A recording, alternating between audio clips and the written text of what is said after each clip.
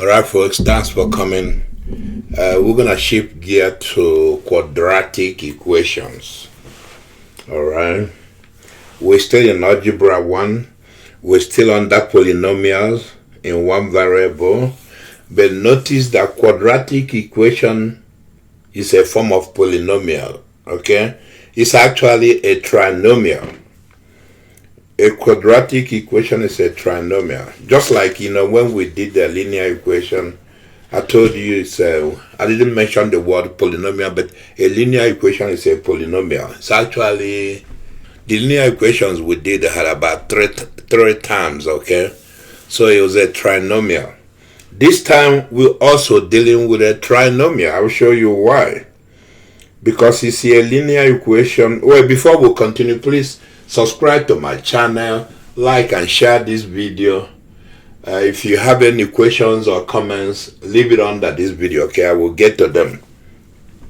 Alright, so what I will do, let me explain. I will introduce you to the general topic, and then we're mainly gonna deal with we're gonna deal with three ways to find the solution of quadratic equation. The first way is factor, second way is complete the square, the third way is use quadratic formula. We're gonna deal with those three topics in this video, okay?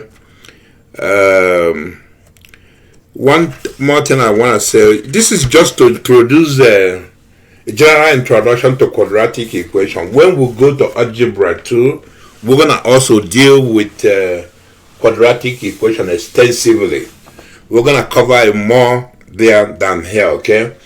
So let me come back and I'll come back and give you my general thoughts on quadratic equation, and after that we'll solve problems, okay? Okay, let me give you a general information. Say the standard form, okay? The standard form of quadratic equation, okay? Quadratic equation. Okay, this is the general form, okay? The general form looks like this. Is ax raised to power 2 plus bx plus c equals to 0. Yeah, this is the standard form. Before you solve any problem, you're gonna put it in the standard form, okay? Before solving any quadratic equation, you must put it in the standard form, because that's how you proceed, okay? Now, notice something. I said that this is a trinomial. Okay? Notice that this is a trinomial, alright? Because this is the first term, this is the second term, and this is the third term. Just don't let that 0 confuse you. Equal to 0.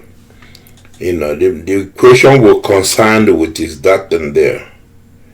Ax raised to power 2 plus bx plus c. Sometimes, there might be variation, I will show you. But the most important thing, what makes it a quadratic, don't forget, is because of that thing there. It's x raised to power 2. And notice that it's in one variable, x, okay? So notice all that stuff. And notice C is a constant, B is a constant. But one requirement is that, note that A, B, C, when you're given the equation, A, B, C will be known. There will be some kind of value, okay, some number. And then, those will be known. Yeah, those will be known, okay? Will be known.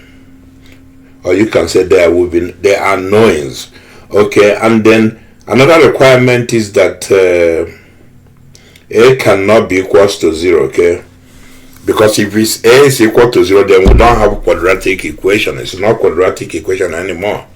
Alright? And notice that x X is the variable, okay? So the variable could be I'm sorry, it could be Y, it could be T. Sometimes they put it in Y, sometimes they say T, sometimes they say W. So don't let that confuse you, okay? Now, let me give you a couple of examples. Here are some examples. Here are examples. Examples of quadratic equation, okay? Something like this is a 4x raised to power 2 plus 5x plus 6 equal to 0. Notice that A is equals to 4, B is equals to, if you look at the, the standard form, okay? B is equals to 5, C is equals to 6. You see that, right? So you can have also equation like this, 6x, well, sorry, there's something else. You can have x raised to power 2 minus 4x plus let's say 1 equals to 0. You can have x raised to power 2 minus 2x equals to 0. Here C is 0, here C is 1, okay? And this is B here, okay? And then notice also here A is equals to 1, here A is equals to 1. Okay, so whatever is here, it doesn't have to be 1, it doesn't have to be 4, it can be anything. Notice that when it's 1, we don't usually write it in, we don't write it, we assume that the 1 is there, okay? Alright, so make sure you understand this, man. Make sure you understand it. That's what we're going to be dealing with. We're going to be dealing with stuff like this. Okay, so another thing to notice is this. Sometimes, instead of writing it like this, let me show you. Instead of writing it like this, or writing it like this, or writing it like this, you see? Sometimes what they do, you will see, instead of writing it like that, like this one here, they will write it like 4x raised to power 2 plus 5x equals to negative 6. So don't get confused. If they write it like that, then try to put it in that standard form before you proceed, okay? And then notice that this one here, you can see it like this, x raised to power 2 minus 4x equals to negative 1. So don't get confused. You should be able to figure out what they're doing there, okay? Even this one, well, I haven't seen it written like that, but even if it's written like that, so what? Suppose they write it like this, x raised to power 2 equals to 2x. If you see it like that, just move it around. That's why I say, you always try to put it in this standard form. That way you don't get confused, okay? Alright, so that's what is going on there. But another thing I want to say is, what is a solution to a quadratic equation, right? What is a solution? A solution, okay, a solution, right? Remember we did this with linear equation. A solution, right? A solution is where the quadratic equation is equals to 0. You set it to 0, okay? It's called the root. Then you get the roots or zeros, the zeros of the quadratic equation, okay? So basically, see the standard form, they already set it to 0. Then you try to solve for x, okay? Let's use this as an example. So that, well, it's already set to 0. X squared minus 4x plus 1 equals to 0. And then you try to solve for x. Okay? So that's the when you solve for x, then you get the zeros or the roots, okay? But what we're gonna do here, there are three ways we'll try to solve this stuff. There are three ways, okay? Three ways we're gonna deal with. Three ways, okay? Three ways applied, okay? Applied to solve a quadratic equation, okay? A quadratic equation. Three ways. The first way is factoring. It's called factoring. You try to factor it. After you factor it, then you get the values of x. Sometimes when you factor, you can get x equals to 3, and then you get another x equals to maybe 6. This is just I'm making up numbers, okay? After you factor it, I will show you how to do it. That's what we're gonna do. And then secondly, we'll try to, you can do what I call complete the square. Again, I will show you how to do that, okay? You complete the square. Or thirdly, you can use the what I call the quadratic formula. You know, we'll deal with all these three ways, okay? Formula, okay? You can use these are the three ways to try to solve it. Try to find a solution. To find a solution is the same thing as to solve, okay? To solve it, right? To find a solution is the same thing as to solve it. So that's what we're gonna try to do the rest of this video. Three ways we'll try to solve it is factoring, completing the square, or using the quadratic formula. So we're gonna deal with each way extensively. I explain it how to do it, then I solve a bunch of problems. All right, for each way of dealing with looking for the solution. Okay. All right, folks. Before we continue to the three ways of finding the solutions of quadratic equation, let me show you the graphs. That way you see what the graphs look. See the graphs right there? Yeah, the graphs are very useful. They use the graph to solve a lot of problems. Like the graphs of linear equations, right? Linear equations are graphs that are lines, right? This one is curved. Okay, I want you to pay attention. Look at this. Look at that one. Okay. You know why the graph is facing down? They call it cap. It's like a cap you wear.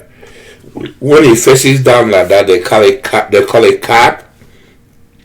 It's facing down because of this negative sign over there on the first what do you call that? The first term. That negative sign there turned into a cap. Okay, and then you see that's because of -4. But if you increase the number.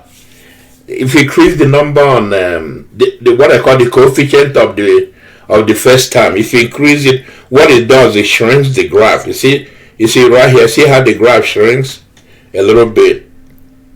It shrinks, and then it kind of moves. Where it intersects. X and Y. I don't know if you noticed that.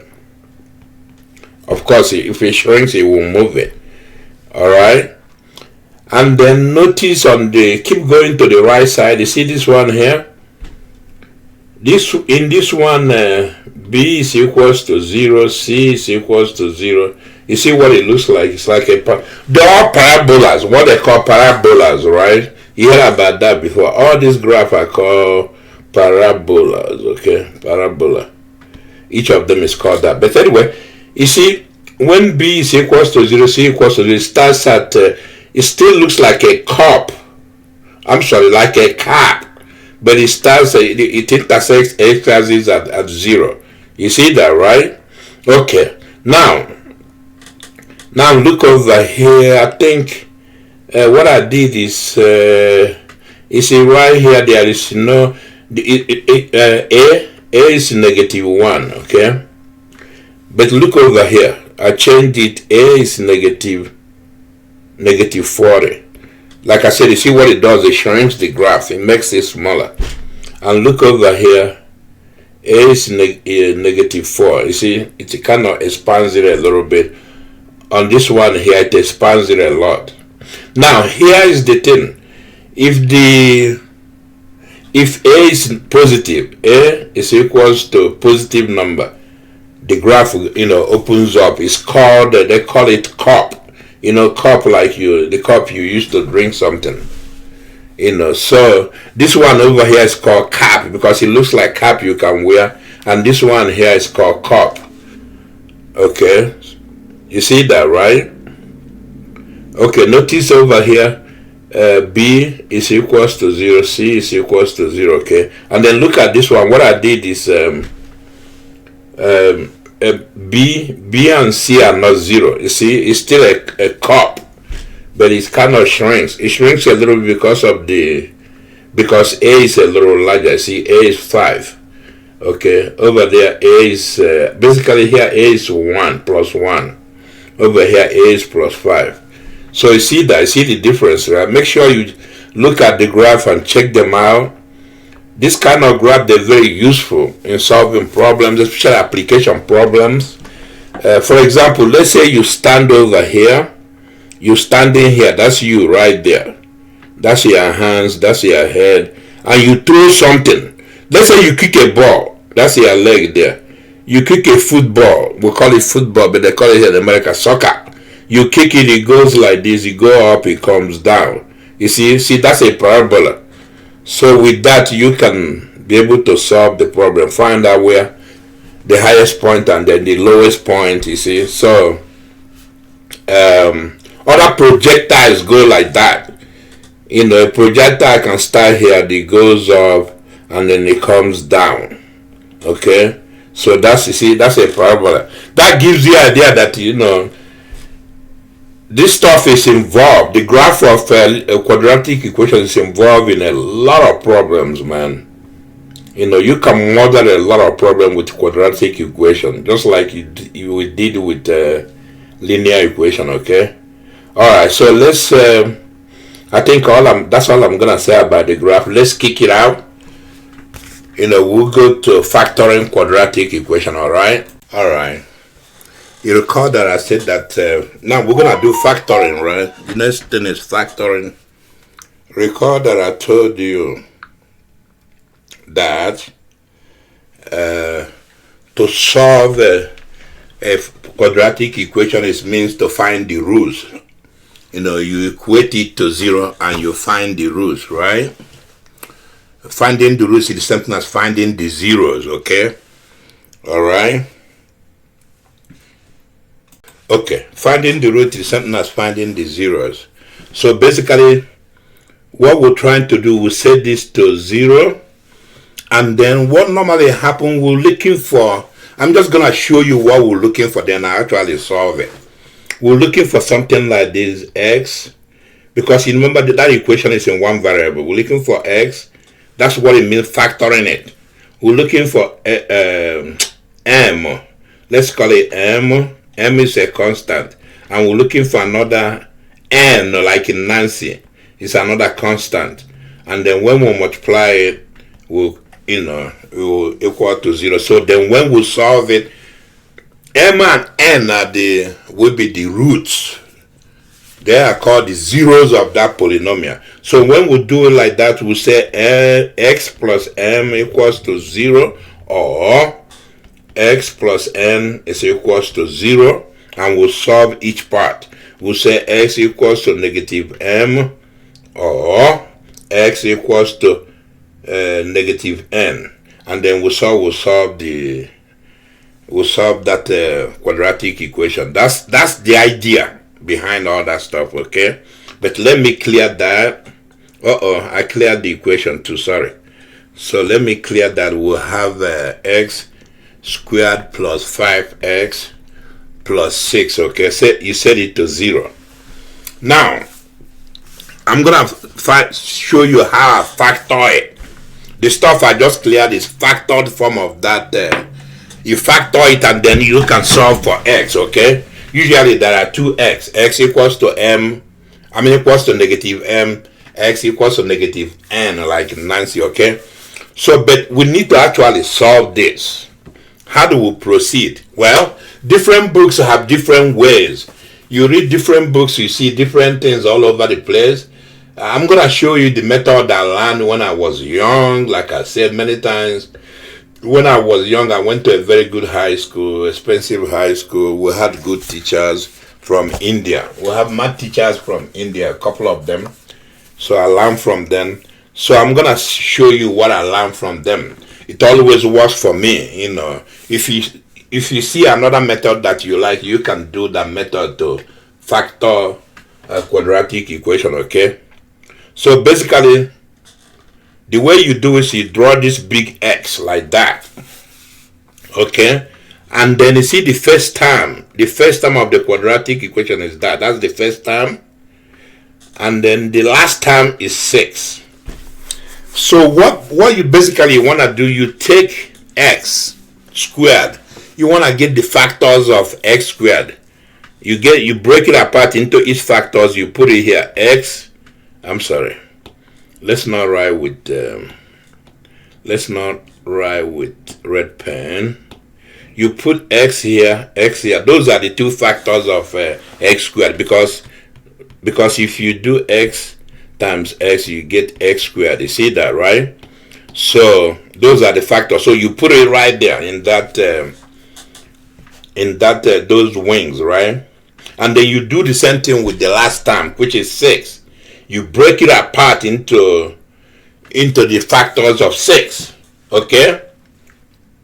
But this time, when you break it apart, you want to break 6 apart in such a way that when you multiply the factors, you get 6.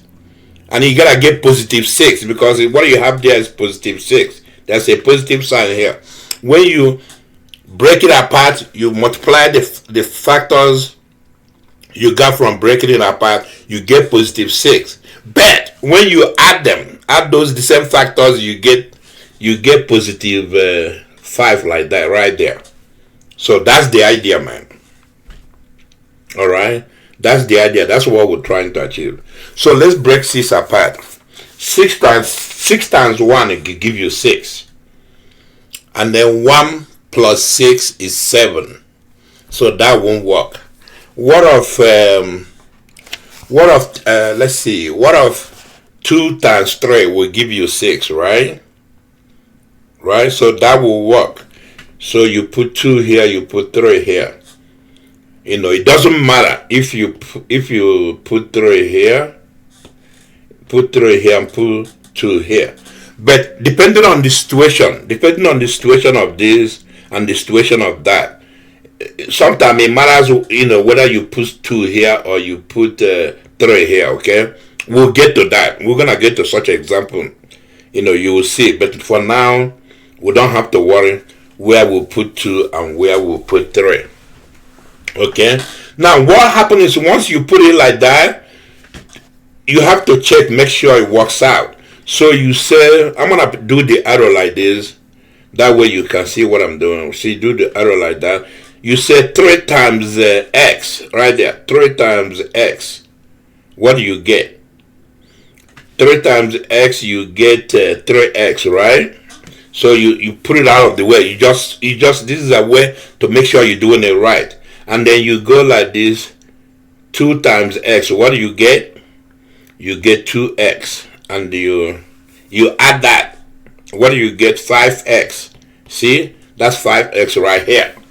So you know we did it right. So once you know you did it right, then you say, see right there. Those are the factors we're looking for. See? The factors we're looking for is x. You know, the sign here. The sign here and the sign here matters, okay? The sign here is positive. The sign here is positive. You say x plus 3 times x plus 2, okay, is equals to 0. And then you say x plus 3 is equals to 0. Or x plus 2 is equals to 0. You see that, right? You keep going. X equals to negative 3 or x equals to negative 2. Those are the solutions we're looking for, okay? Those are the zeros of that polynomial there. Those are the zeros, okay? That's how you do it, man. So I'm gonna give you, this is example 1, okay? Example 1. I'm gonna give you a bunch of examples. After that, then we'll solve a lot of problems, okay? Alright. Okay, let's look at example 3. I'm sorry, example 2. After that, we'll go to example 3. You see that? So you draw that, well, put that equals to 0, okay? And then you draw that there. And look at the first term x, and look at the last term 8, okay? We'll start with first term. It's x, put x here, put x here, x times x is equals to x squared. You see that, right? Okay. And then look at 8. Break it apart. You know, note that 8 times 1, we can use that, you get 8, okay? We can put 8 here, 1 here, right? You see that, right? You can also try 2 times 4. That will give you 8. Let's try that first. Let's try 2 times 4. But the problem is, if you multiply like that, you get 2x, and over here you get, what do you get there? You get 4x.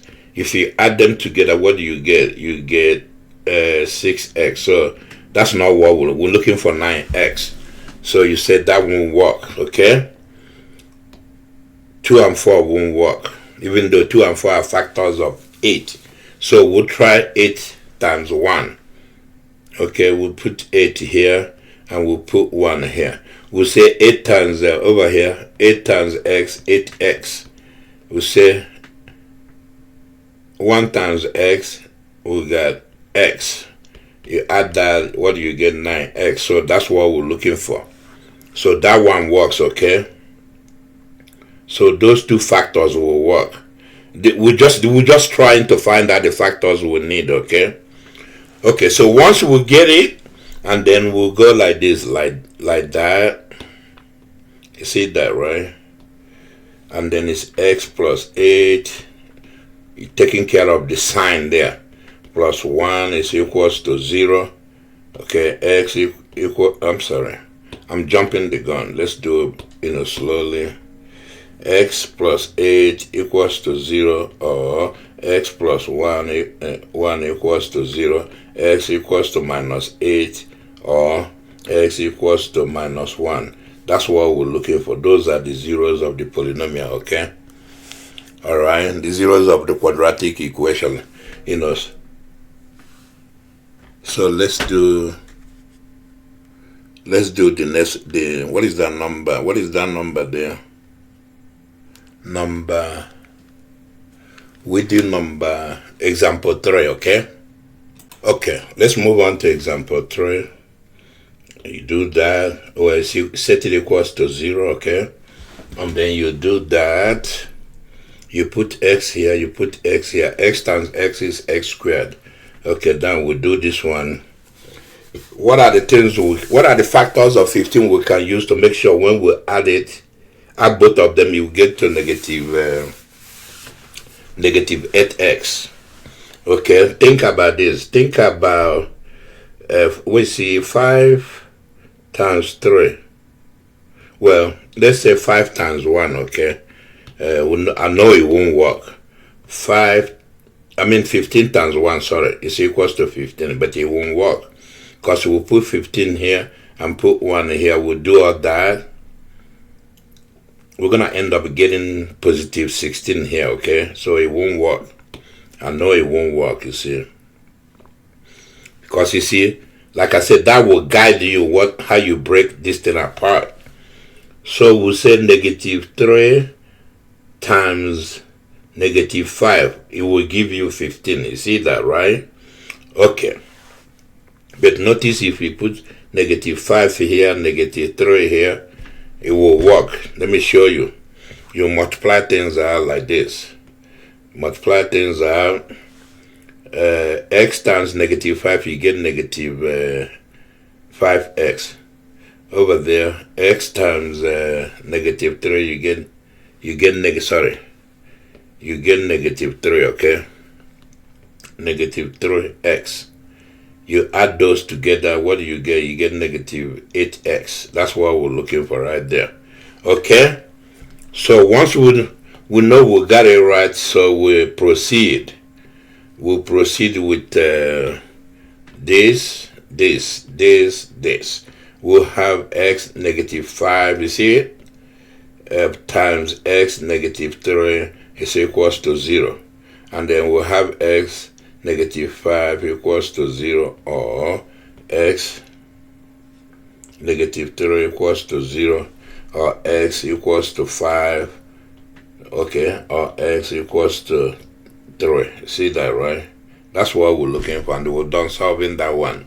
You see, this is how you do it. Just be patient. Eyeball what is the second term. You gotta eyeball the second term when you're breaking this one apart. You make sure you break it apart such that when you add it, you get the second term. That's all. If you keep that in mind, you're not gonna go wrong, okay? Okay, look at example 4 there, and then example 5. We'll start with example 4. You equate that to 0, right? And then you draw this big multiplication sign, and you put x here, put x here. X times x will give you the first term, x squared, okay? Now, how do we break up 40? That way, when we multiply the two factors, we get negative 40. And when we add those two factors, we get negative 3. You see that, right? Now, notice this, man. Eyeball it, man. Notice that that's 10 times 4. See, if you eyeball that, let me see. 10 times 4 will give you 40, right? But it's one of them is negative, one of them is positive. If this one is negative, when you add them, you're going to get positive 6. So that's not it. Okay, so that won't work. You see that, right? That will not work. Notice another factor. What is 8 times 5? 8 times 5 is 40, right? Right? 8 times 5 is 40. Then, how do we get 8 times 5 to be negative 40, okay? Then you say, watch this. Negative, because we want negative 3 here. We say negative 8 and positive 5, right? If you add them, you get negative, what is that? You get negative 3, right? But if you multiply them, you get negative 40. You see that, right? Okay, good. So you can see that. So once we see that, we'll proceed. Okay? So we'll put negative, what is that? Negative 8 here and positive 5 here. You see that, right? Because negative 8 times positive 5 will give you negative 40, which is that one there. But if you take 8, you add it to 40, what do you get? You get negative 3, which is that one there. So if you want, let's check it out. Multiply that. You multiply that, you get negative 8x.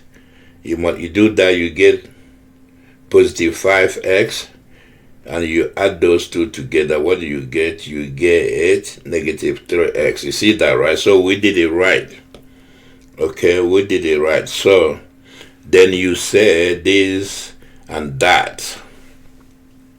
What we got is 8 negative, x times negative s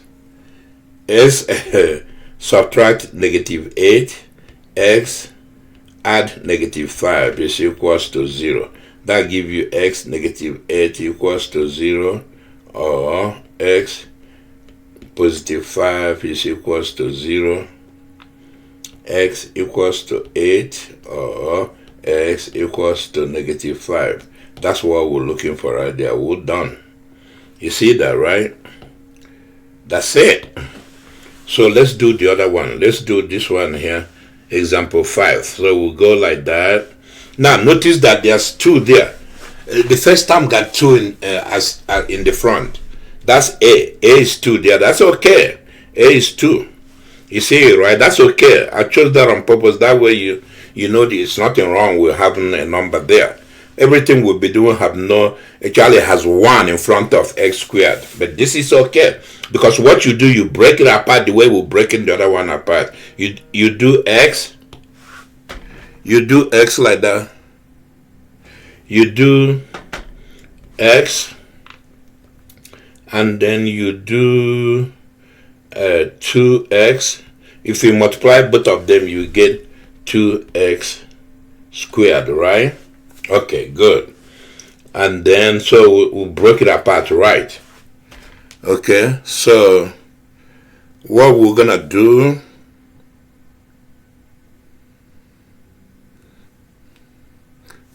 give me a minute, let me see. Okay, notice that, look at 6 there. You break it apart, you get 1 times 6 is 6, right? But what of 1 plus 6 is 7, right? So 6 and 1 will work. You see that, right? See, because look at the sign of 7 up there. So let's try that, make sure it will work, okay? We'll say, actually, no, we're going to switch it. You see? See, the way I wrote it, it won't work, because if you do 2x times 6, you get 12x, okay, plus you do 1 times x, you get x. That will give you 13x. That's not what we want. We don't want that. You see, so if you catch that, then you gotta switch it like this. You gotta put 6 here and then put 1 here. You see that, right? And then if you do 2x times 1, you get 2x plus 6x times 6 times x, you get 6x. It still won't work. Hang on. What is that? That's 8. That's 8x. So it won't work. Okay, I guess I chose the wrong thing. See, it will happen.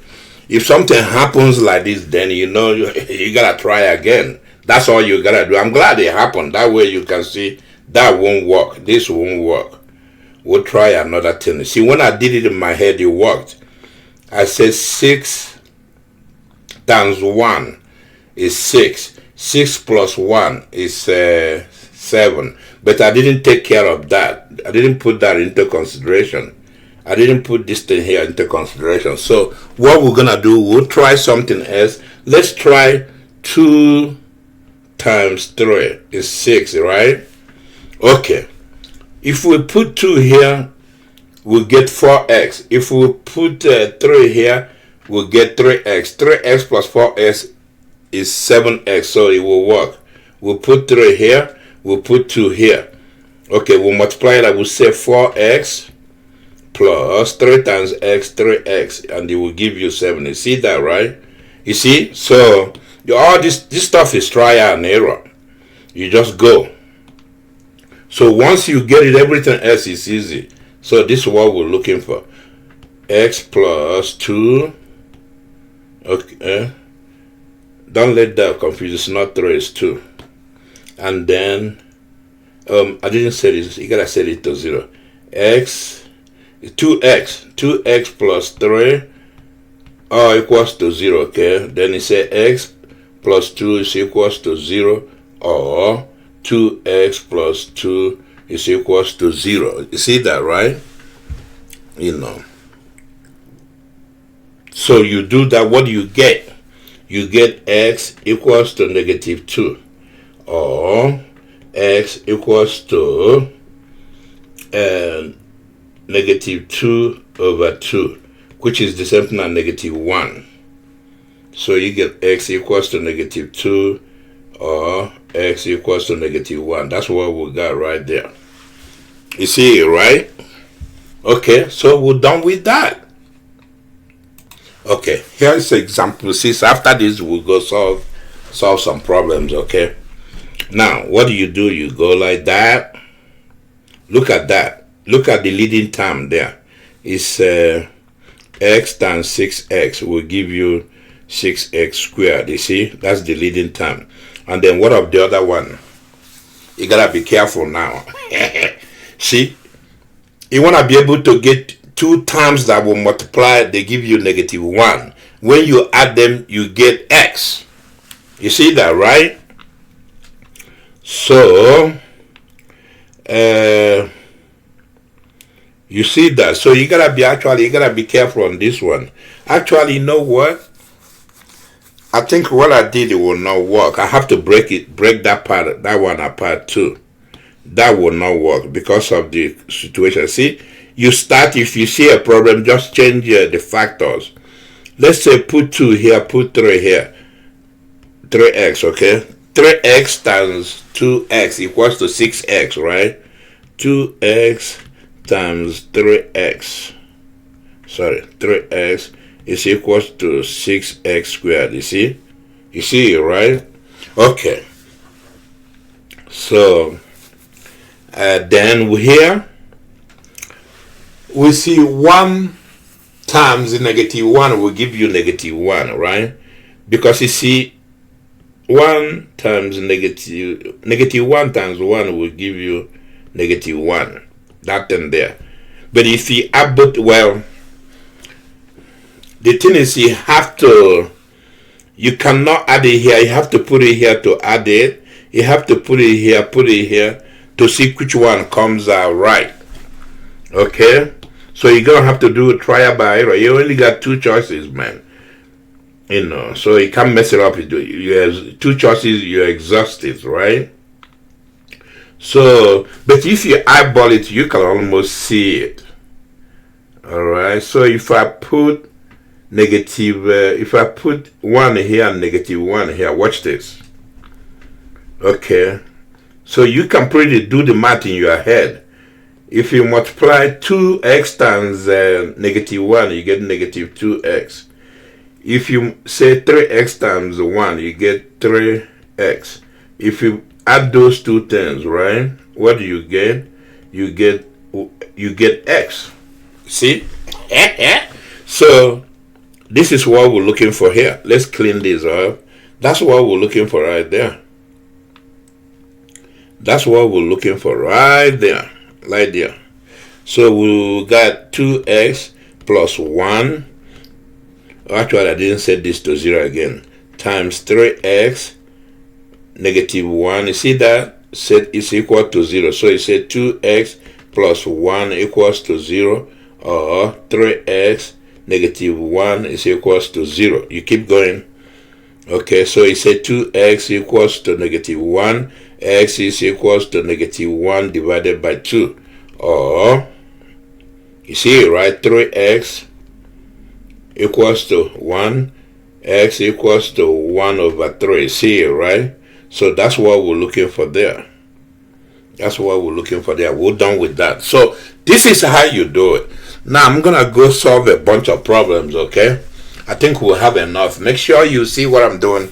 The best way you learn stuff is go through it, see what I did, and then close the answers. You can try to reproduce yourself. Copy the problem. You close the answers, copy the problem in a piece of paper. Don't look at my solution and try to get your own solution using the same method. That's the only way you practice, man. Practice with the problem that is already solved, but you look at it carefully, study it, and then you close the answer. You try to solve it yourself. That's the only way you learn. You know, unless you already know this stuff. But if you're learning it new and learning this stuff, that's the best way to learn. It will help you, okay? So now we're gonna go solve a bunch of problems, okay? Okay, let's solve a bunch of problems. After that, then we can move to the next thing we'll have in our plan today, which is completing the square. But let's solve a bunch of problems first, okay? That's the first problem there. You equate that to 0. All right, you start by equating it because you're looking for the zeros. So looking for the zeros means equating it to 0, okay? And then And then what do? You go like that. Look at the first term. The first term is x squared. X right there, right? Look at the last term is 8. Okay, we can break it apart. We'll say 1 times 8 is 1. You know, when you add them, it becomes 9. Okay, so that will work. We'll say 8, 1. So when you see something easy, just knock it out and go. Because you see, because you see right here, if we will go like this, yeah, don't waste your time. If we will go like this, 8x plus x times 1 is, say, x. It gives you, those two gives you 9x, which is that. So we know we got it. So we'll move on. You know, there's no need to waste too much time. We got it right there. Okay, so that's if you want, we can move over here. That's x plus 8, okay, times x plus 1 is equals to 0. X plus 8 is equals to 0, or x plus 1 is equals to 0. X is equals to negative 8, or x equals to negative 1, and then we're done. So we'll move on to the next one. If you see the thing there, don't waste your time. Just knock it out and go. Here is the second problem is right there. So we'll go on. I want to make sure you can see it in the video. Sometime, you know, I gotta look up here and see. We'll go like this. Okay, let's stretch it up a little. Hang on a minute. I did it too small. Let's go like that. And then we'll put x here. We'll put x here, okay? Alright, if you put x there, what do you get? Just eyeball it. What are the problems you're trying to solve? You see what I'm saying? What are the problems you're trying to solve? That's what you ask yourself. Okay, so we've done the first time we took care of it. The last time is 20, and the term there is at the middle there is 9. So basically, if you would do, we did let me see, 2 times 10. You know, 2 times 10 is 20, but it won't work, because if you add 2 and 10, you get 12, right? So let's try some. What of 4 and 5? See, that's how you do it. You say 4 and 5, 4, 5. I think it will work. Okay, 4 times x will get 4x, and then 5 times x will get 5x. Will give you 9x. You see, so that one worked. You see that, right? So that one worked. So we'll say we got it right there. So we'll say x plus 4 times x plus 5. I didn't equate this to 0. It's equals to 0. X plus 4 is equals to 0, or x plus 5 is equals to 0. Okay? Alright. You say x equals to negative 4, or x equals to negative 5. You see it, right? You see it. That's what we're looking for. We'll move on. You know, we'll move on to something else. Look at that one. You know, got that one, eyeball it. So you go like that. X here, X here. Okay. We're looking for something that will add. It will give us 8. But if we multiply it gives us 15. What do you think is that? You know, if you eyeball that, what do you think is that? I would say, let me see, 15 times 1 won't do it. What of, let me see, 3 times 5 will give you, 3 times 5 will give you 15. If you add them, it will give you 8. Yes, 3 times 5 will do it, you see? Because if you do 3x here and the 5x here, you add them, you get 8x. So that will work, you see? So what we got there will work. So we'll go like that. we'll say x plus 3. Oh, I don't know why I keep forgetting that. Plus x plus, multiply x times 5 is equals to 0, okay? X plus 3 equals to 0, or x plus 5 is equals to 0, okay? X equals to negative 3, or x equals to negative 5. You see it, right? That's what we're looking for there. We're done. So let's move on to number 4. Once you get it, just move on. Don't waste too much time thinking about it. Right there. You have x.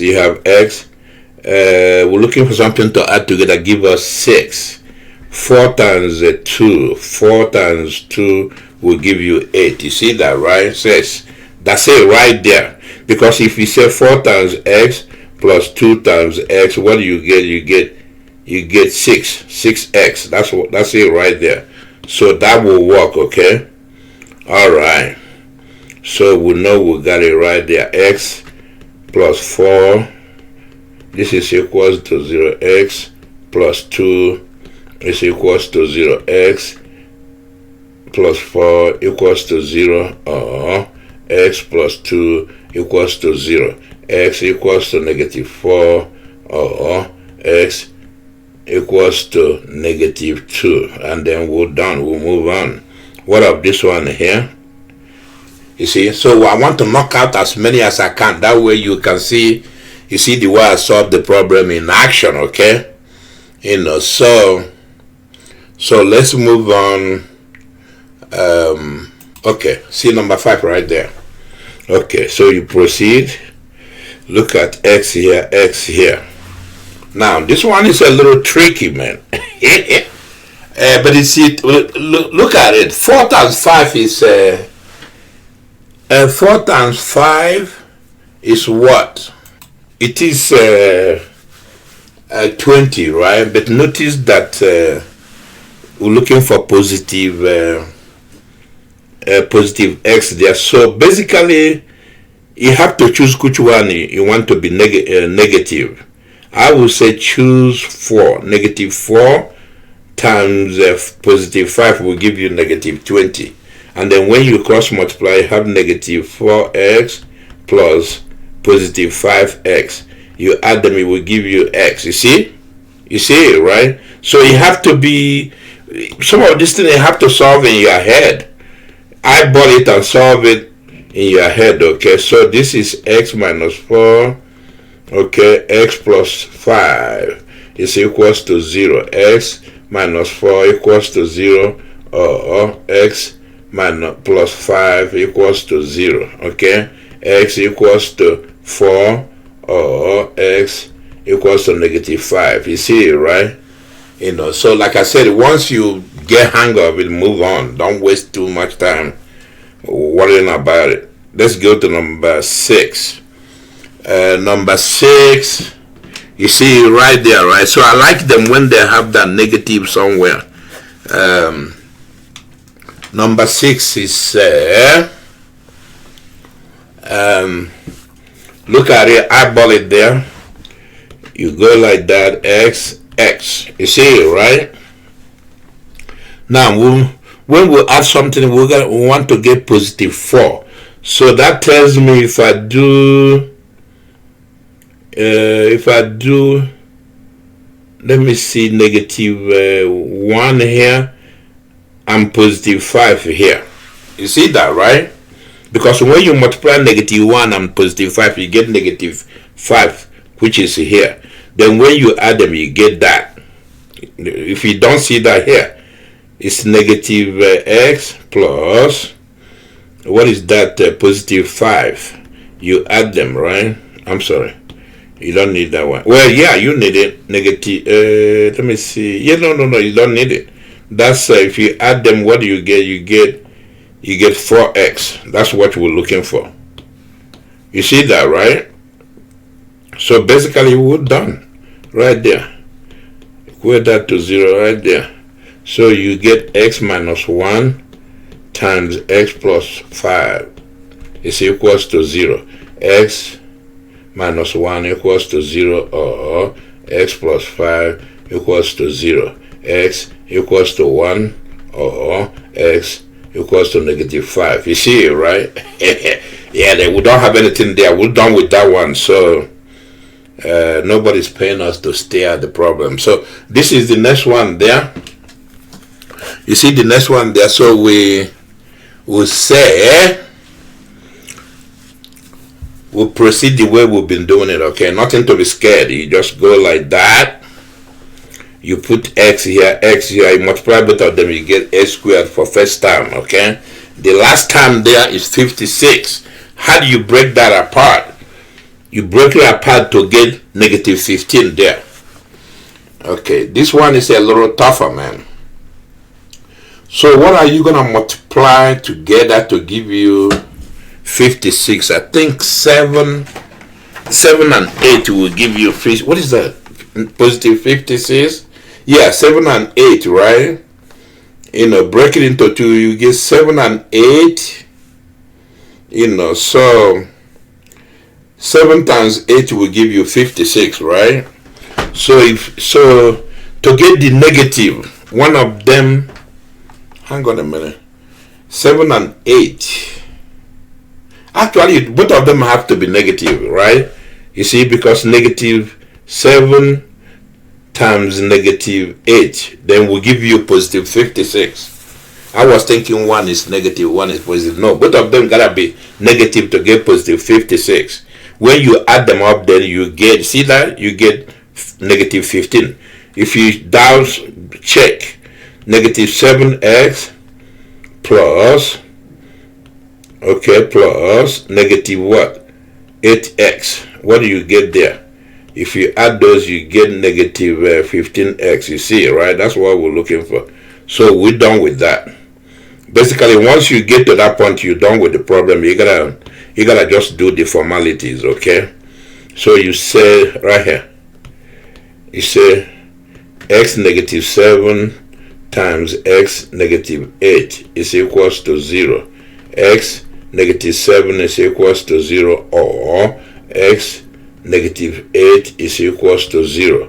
X equals to 7 or x equals to 8. Okay? And then you're done right there. You move on. You see what we're doing, right? There's no magic. We're just doing it the way we're supposed to do it. You move on, okay? You move on to the next one. What is the next one? Right here. Okay, so you proceed the way we normally do it. So I want to knock out as many as I can. That way you can practice. Use my solution to practice. You study it, you color it up, and then you try to solve it on your own. You have x here, x here. X times x will give you the first time right there, okay? We need something here, something here. When we multiply, you will get the last time. When we add them, we'll get the middle term. That's all. That's all we're doing, man. You get that, right? That's all we're doing. Now look at 36. What can you break up? You multiply them, it gives you positive 36. That's what we're looking for.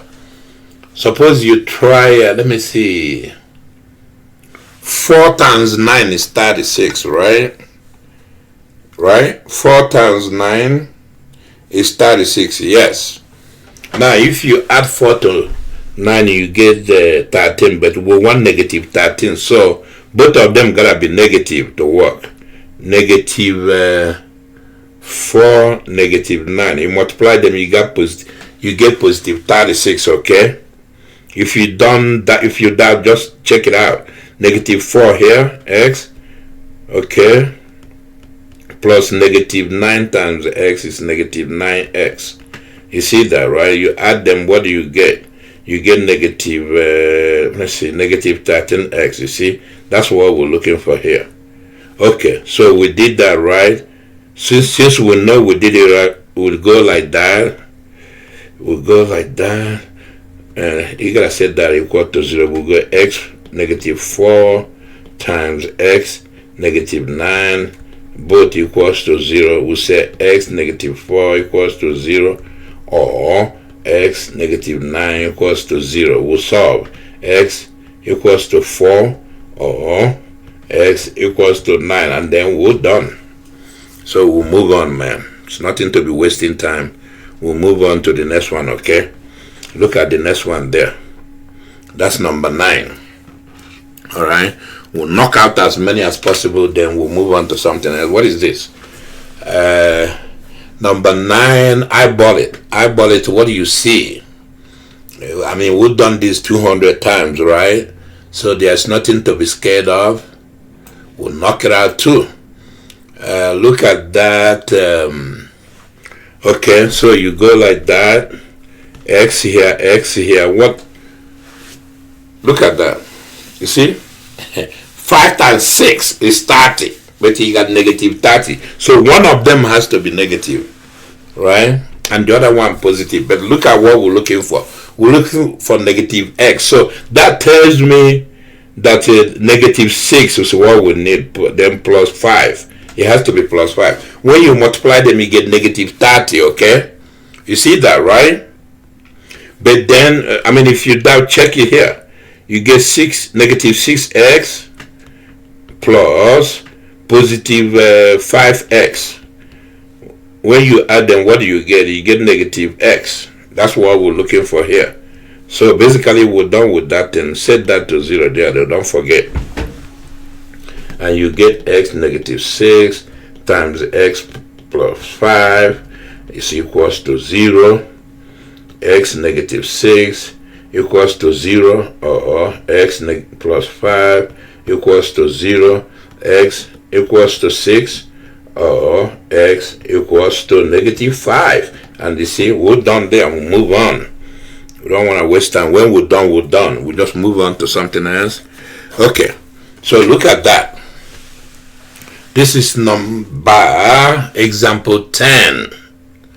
Alright, example 10. What were we looking for there? Let's see. You gotta do the same thing we'll be doing. Anybody wanna do it a different way, that's their problem. This is where it works for us. You go like that. You put x here, put x here. If you say x times x, you get x squared, right? That's for the first time. The last time got 48. So what are you going to multiply to get 48? What are the multiples of 48? You remember 12? 4 times 12 is 48, right? Okay. 4 times 12 is 48. And then you can say 2 times 24 will give you 48, right? So if we use 2 times 24, of course both gotta be negative. No, one of them gotta be negative. So if we say negative 2 times positive 24, you multiply them, you get negative 48. But look at what we're looking for. It's not gonna work. Even if we switch the sign, put positive here, it's not gonna work, because when you add them, you get negative 22. So it's not gonna work. So that factor won't work. I think this one will work. You always do some of the problem in your head, right? I already did it in my head, because one of them has to be negative and the other one has to be positive. I can tell you based on what I see,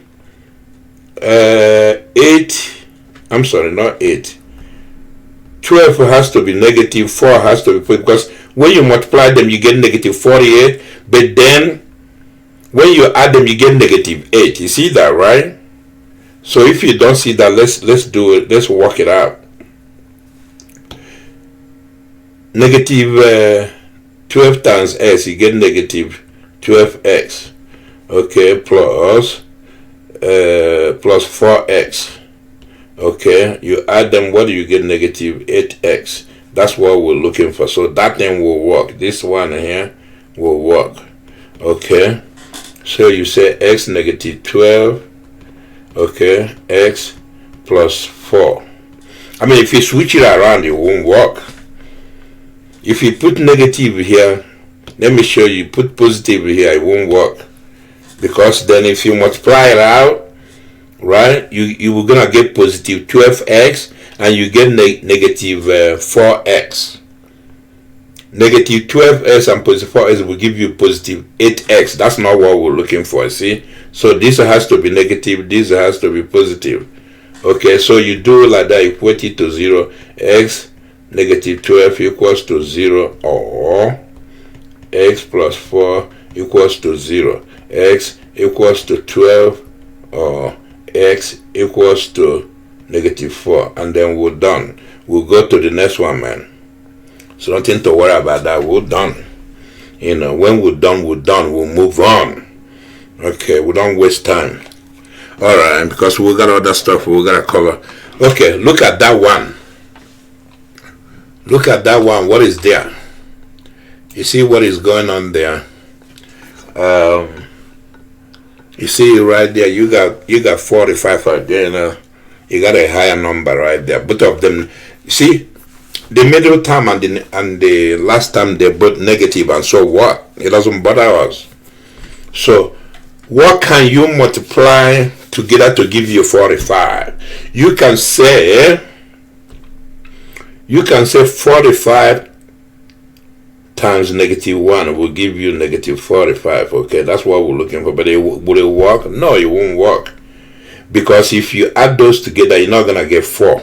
You're not going to get negative 4. So we'll know that one won't work. You know, if you know what will work quickly, you use it. Don't waste time. Okay, let's say, what is you break that thing apart. What else can you multiply to get 45? Okay, he said, let me see, 9 times 4 will give you 9 times 5. 9 times 5 will give you 45, right? Okay, but one of them has to be negative. Okay, you can even say, let me see, hang on, you can say let me see, 3 times 15 is what? 3 times 15 is 45. Notice that. So suppose if we make 3 negative, we'll get 45, okay? And then if you add them, you can only get, you add these two, you can only get 12, so it won't work. Now suppose you make the other one, you make this positive, and you make 15 negative. What happens? Sorry, you make 15 negative. Okay, what happens? So you add them together, you will get, what will you get? Negative 15 absorbs 3, you get negative 12. That won't work. So I think this is what we'll have. Because you see, like I said, you do half of the math in your head. Look at that. Both of them will give us 45, but we want negative 45.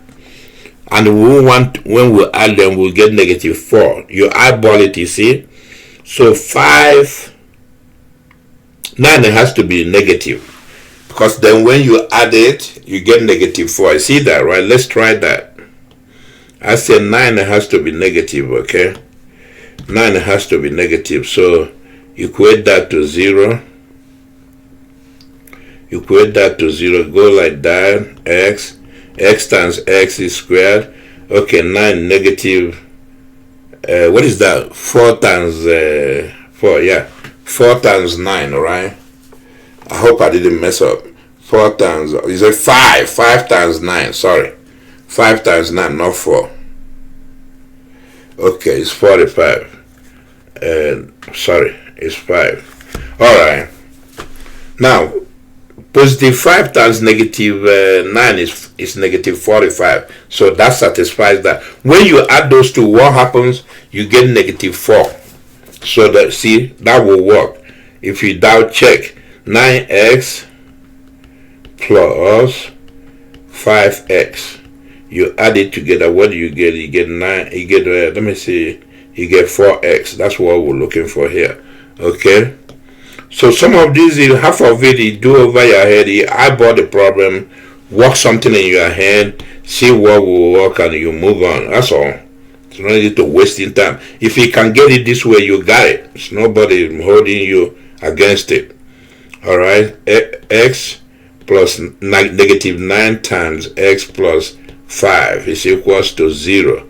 X negative 9 is equals to x subtract 9 is equals to 0, or x plus 5 is equals to 0, x equals to 9, or x equals to negative 5, and then we're done. Okay, so we'll move on to something else. Look at that. Alright, if you look at that, see the way they wrote that? That's number 12. You see the way they wrote that, man? Yeah, I put that problem on purpose. That way I can show you something. Don't get confused, man. Don't get confused, you know. You remember what I said at the beginning? You have to put, before you start solving the problem, this is equals to 0. You have to put it in this form.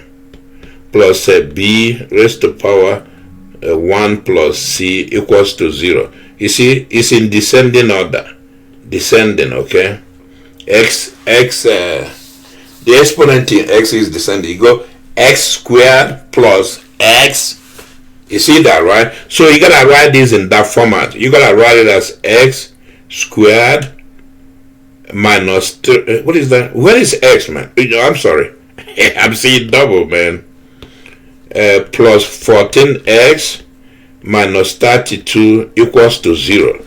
You have to write it this way before you start. If you don't write it this way, you get confused. Then you do this.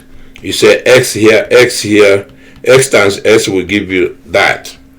What of the other side? What are you gonna do with 32? What are the factors of 32? Suppose you try something. Sorry about that. Suppose you try. Let's try a couple of things.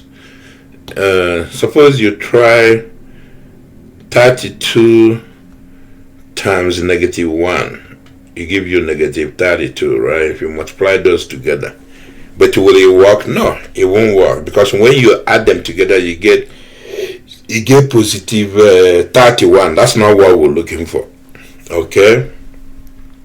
So what other factors of 32 are we looking for? You can try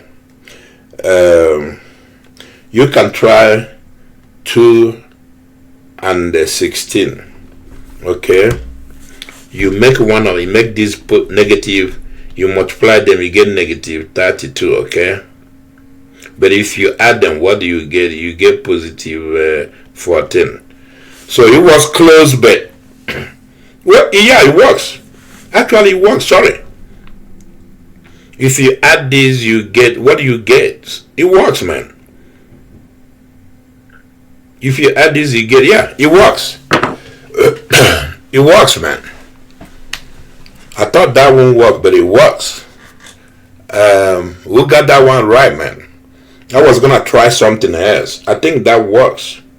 Suppose we'll try, what else could we try? We could try something that won't work. Okay, we could try something that won't work. Let me see. You try. No, that one won't work. Just give me a minute. What is that? 32.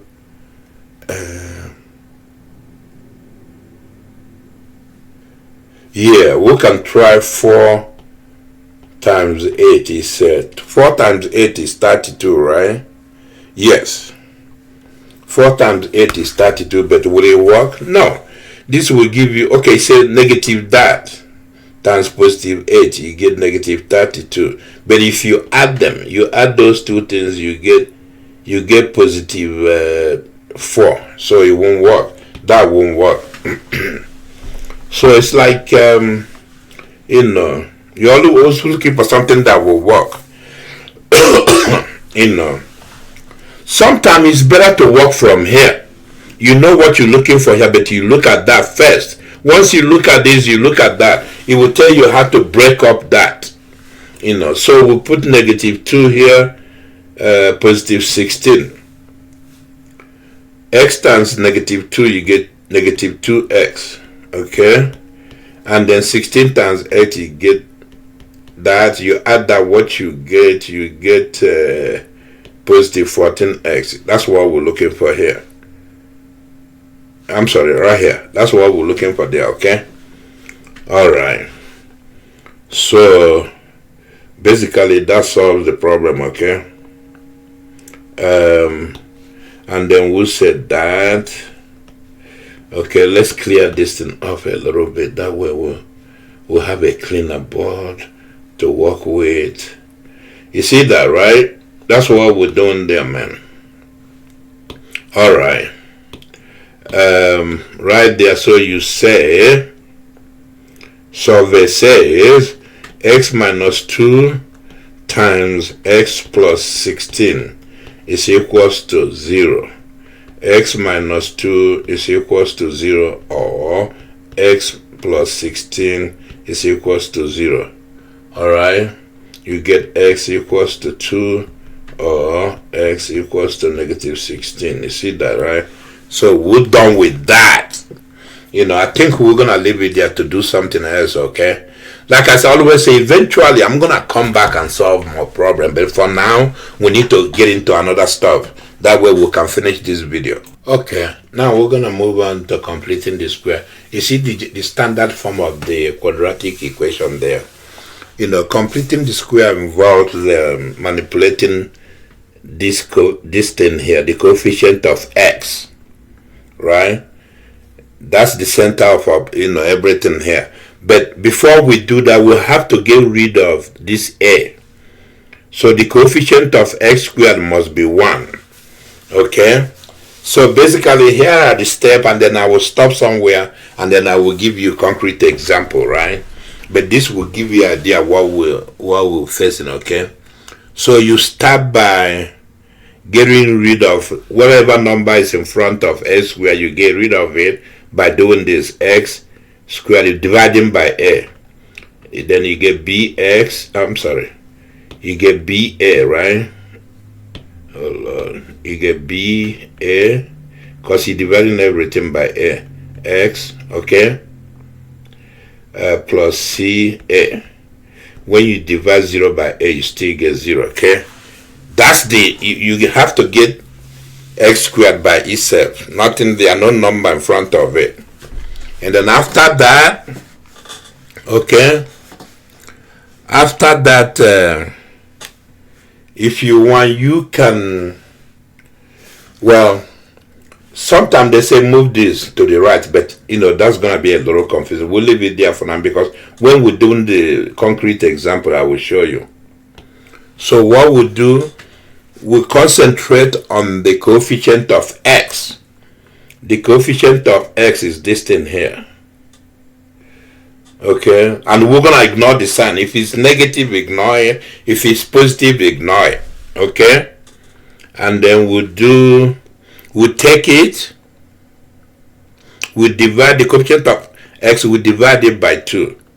So it's gonna be like this, x squared plus, well, let's do it outside the equation, that way I don't confuse you. We'll do b over a divided by 2, okay, like that. Once we do that, once we divide by 2, ignoring the sign, then we'll square the result. So we're going to square this. We square it, what we're going to get? We're going to get 1 over 4 b squared over a squared, like that, something like that, okay? So once we square it, and then we're going to put it back in the equation, okay? This is what we got there from all that stuff we'll do. We'll put it back. We'll put it back in this one. We'll get x squared plus, let me see, b over a x, okay? Let me see, you add it there plus 1 over 4 b squared over a squared. You add it, then you subtract it too, because whatever you add, you gotta subtract it. That's why I say concrete example will be better to do all this. You add it, then you subtract it, okay? Because if you add it and subtract it, then it didn't change anything. 1 over 4 b squared over a over 2, okay? And then don't forget c over a. You see that, right? So once you manipulate that somehow, somehow you're gonna get something like this. You're gonna get x plus b over 2a, okay, squared equals to negative c over a plus b over 2a squared. You're gonna end up getting something like this, okay? So, but it's kind of complicated to show all that. So what I'm gonna do, I'm gonna give you 3 examples of how this is done. But it's good I do some of this. That way you can see what is going on. You get an idea what we're supposed to do here, what we're doing with the coefficient of x. See, we did it right here, and then we added it back and subtracted it, okay? So let's do concrete examples. That way it's easier to show you example than doing all this abstract, and you will confuse a lot of people. Okay, let's do this is I'm gonna do 3 examples. This is the first example. That way I can show you how it's done using concrete examples, okay? Now, remember what I said? Notice that the coefficient of x squared is 4 right there, right? So you gotta get rid of that. You have to have 1 in front of x squared, okay? So to get rid of that, we divide and notice that the whole thing is equals to 3. We can move it back or we can leave it like that. It doesn't really matter. We can move it back or we can leave it like that, okay? Let's leave it like that, and then we'll get rid of 4 in front of x squared. We'll say x squared. We divide everything by 4. Plus 4 divided by 4 is x equals to 3 divided by 4. You see that, right? We're dividing everything by 4. You see that, right? And then now, the second step is you take the coefficient of x. Notice that the coefficient of x raised to power 2 is 1. We did that already, but we're not worrying about that now. We pay attention to the coefficient of this. Coefficient of x is 1. So you take that coefficient, you divide it by 2. So you take it, it's 1. I'm going to do it over here. 1 divided by 2. Okay? You get that. And then you square it. Once you divide it by 2 right there, you square it. Okay, that's what I said before. If you square, what do you get? You get 1 over 4, right? Okay, once you do that, you add it in. You add it into the equation plus x. You add it in plus 1 over 4. And then you subtract it 2. Over there you have 3 over 4. Well, if you add it here, you add it there. But if it's on the left side, you add it, you subtract. But since it's on the right hand side, you add over there too. I hope you understand what I'm saying. Sorry, I made a mistake right there. Basically, what I'm saying, let's say you move this around like this. Plus 4x. And you brought the 3 over to this side and equals to 0. So when you do all that, if you add, you get rid of that, get rid of 4, you get x squared plus x minus 3 over 4. If you write it like that, then when you add that thing, when you add x, you add 1 over 4 here, then you have to subtract 1 over 4. You see what I'm saying, right? Equals to 0. That's all I'm saying. But since it's on the other side, you add it here, you gotta add it over there. Okay? Okay, so after that, what do we do? Okay, after that, based on what we know about the square, about what is on the left, right? What is on the left? Now realize that this one here can be written. We can write this as x squared plus x plus 1 over half 1 over half squared. That's what we got before. 1 over half squared. We got it over here. So we can write it. If you can see better this way, that's fine. 3 over 4 plus 1 over 4. Okay. All right. Actually, that thing is 1, because if you add that, it's 1.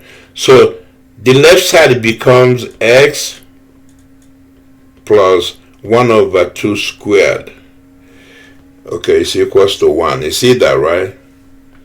If you don't see that, then multiply that out. Multiply x plus 1 over 2 times x plus 1 over 2. You multiply it out, what do you get? You get x squared plus x over 2 plus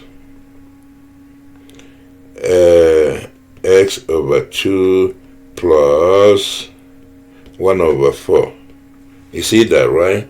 And then when you keep going, x over 2 plus, look at that. If you add that together, you get x plus 1 over 4. See it, right? So once you come over here, automatically you know that this is that. And this equals to the right side, okay? Okay, so once you get here, there is a property of square root. When you take square root of both sides, you have to put negative sign on both sides, okay? So if you take the square root on the left, take the square root on the right, it's gonna be x plus 1 over half, right? You take the square root, it's gonna be equals to 1 plus or minus 1. The same thing as x plus 1 over half equals to 1, or x plus 1 over 2 equals to minus 1. That's what happens when you take the square root, okay? That's what we just did. We took the square root there to get rid of the 2 up there. You see that, right? But once you do that, you get that. And that's the same thing as that. You see that, right? So you start solving. So here x is equals to 1 over 2 minus 1. I'm sorry. What am I doing? Let's start all over again. It's equals to 1 minus 1 over 2. Or this one here is x equals to minus 1 minus 1 over 2. You see that, right? Notice we can use our trick. We can write this as x equals to 2 over 2, which boils down to 1 over 2. And then you add that, you get 1 over 2. You see it, right? X is equals to 1 over 2. And then the other side, what is that? The other side, we can say x, use our trick again, equals to negative 2 over 2. Negative 1 over 2. Or x equals to what is that? It becomes negative 3 over 2. See? You see that, right? So that's all, man. That's the solution we're looking for there. So just go through it, what I did, and make sure you understand what I did. That's how you do it, man. It's a little bit more involved, but what can you do? You gotta follow the steps and keep going until you get it down, okay? Okay, here is example number 2, okay? Here is example number 2. What do we do? First, x to power 2 has to be by itself. So we get rid of that 5. We divide everything by 5. We get x squared minus, what is that? 10 divided by 5, you get 2x plus 2 over 5, yeah, equals to 0. You know what? Let's move I think it's better to move the constant to the other side. So we do x squared minus 2x, all right, equals to negative 2 over 5. You see that, right? I moved it over. Okay. Once you do that, and now we're going to work on this. We're gonna work on this thing here. Now you take the coefficient of that. Ignore the sign. You have to ignore the sign. The sign doesn't count this time. You take the coefficient of that. If you take the sign, why they ignore the sign? Because when you square it, the sign will disappear anywhere, right? Okay, so if you ignore the sign, you say 2 divide. You take that and divide it by 2. You get 1. 1 squared, you get 1. So even if you take, it's okay to ignore. Even if you don't ignore it, you will still come up with 1, okay? So that's what we got. Okay, so once you get that, you add that 1 to each side. Okay, you add it to each side of the equation. Then you say x squared. Basically, you adding it and subtracting it, okay? X squared plus x plus 1 equals to negative 2 over 5 plus 1. If negative 2 over 5 is on the other side, then you just gotta subtract, you add 1 and subtract 1. But this is a better, that way you can see it better. Okay, so once you get it like this, the theory is that x, right, x minus what is over here, see right there, the theory is x minus 1, okay, squared is equals to, you see that, you need to simplify the right hand side. Let's simplify that. If we simplify, minus 2 over 5 plus, we'll do our trick, 5 over 5, which is still 1. So that will give you what? It will give you 5 minus 2 over 5. And that will give you what? It will give you 3 over 5, okay? So we're dealing with 3 over 5 over here. You see it, right? Alright. So let's say you square it like this, then you get that on the right hand side. So this is important. This ends up giving you a square. That's why they call it, completing the square, okay? It ends up giving you a square, right? Like that, like I wrote it like that. You remember the first one we did? After you get all that, that ends up giving you a square. Look at that. That giving you a square because the square inherits the sign here. You see it right there, right? It inherits the sign in front of x.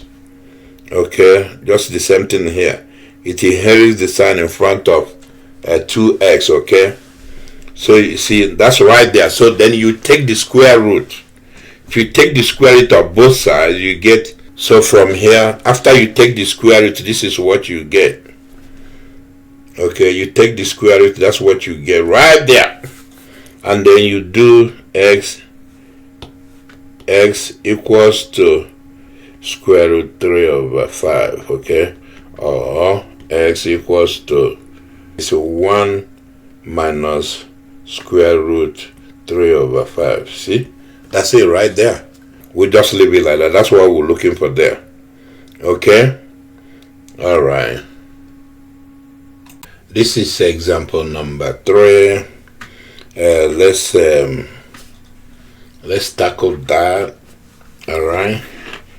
Okay, now we'll do the same thing. You gotta get rid of the 3 in front of acting like the coefficient of x raised to power 2. So we'll do x squared plus 7 over 3 x equals to 4 over 3, okay?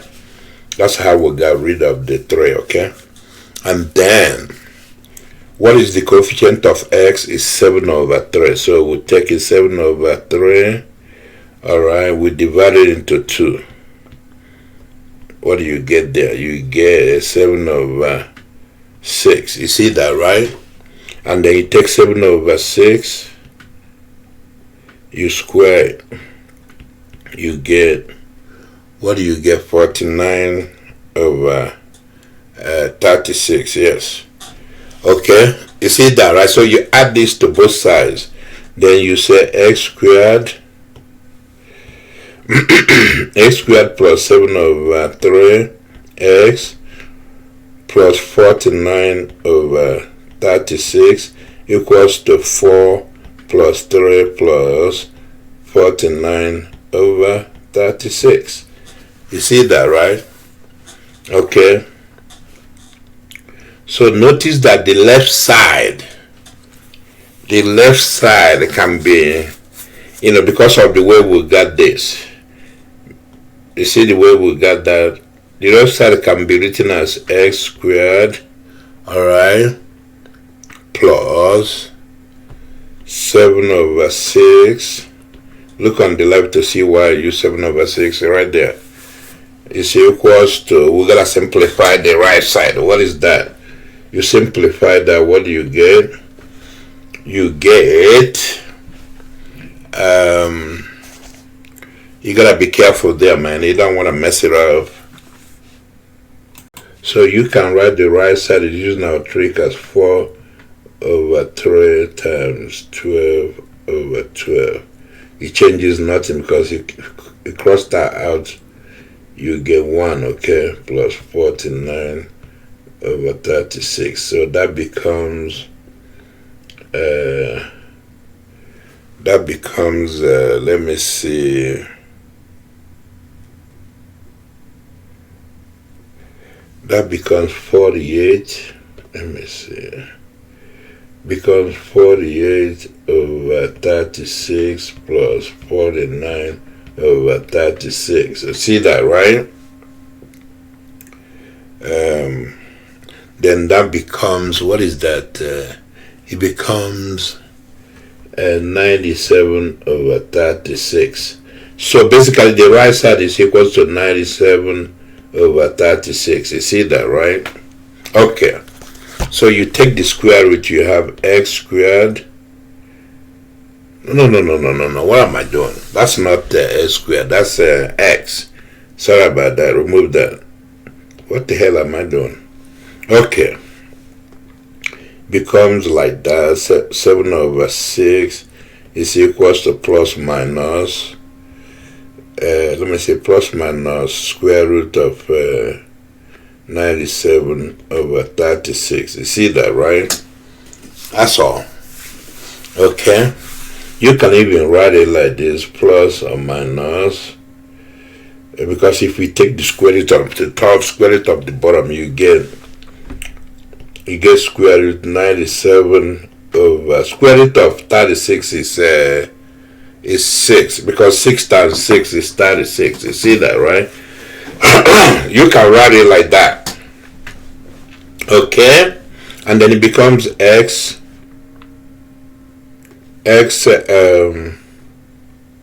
we just have x plus 7, let me see, equals to plus or minus.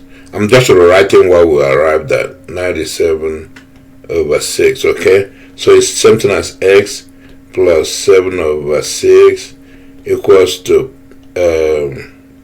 97 over 6, or x plus 7 over 6 equals to negative 97 over 6. You see that, right? I split it into 2.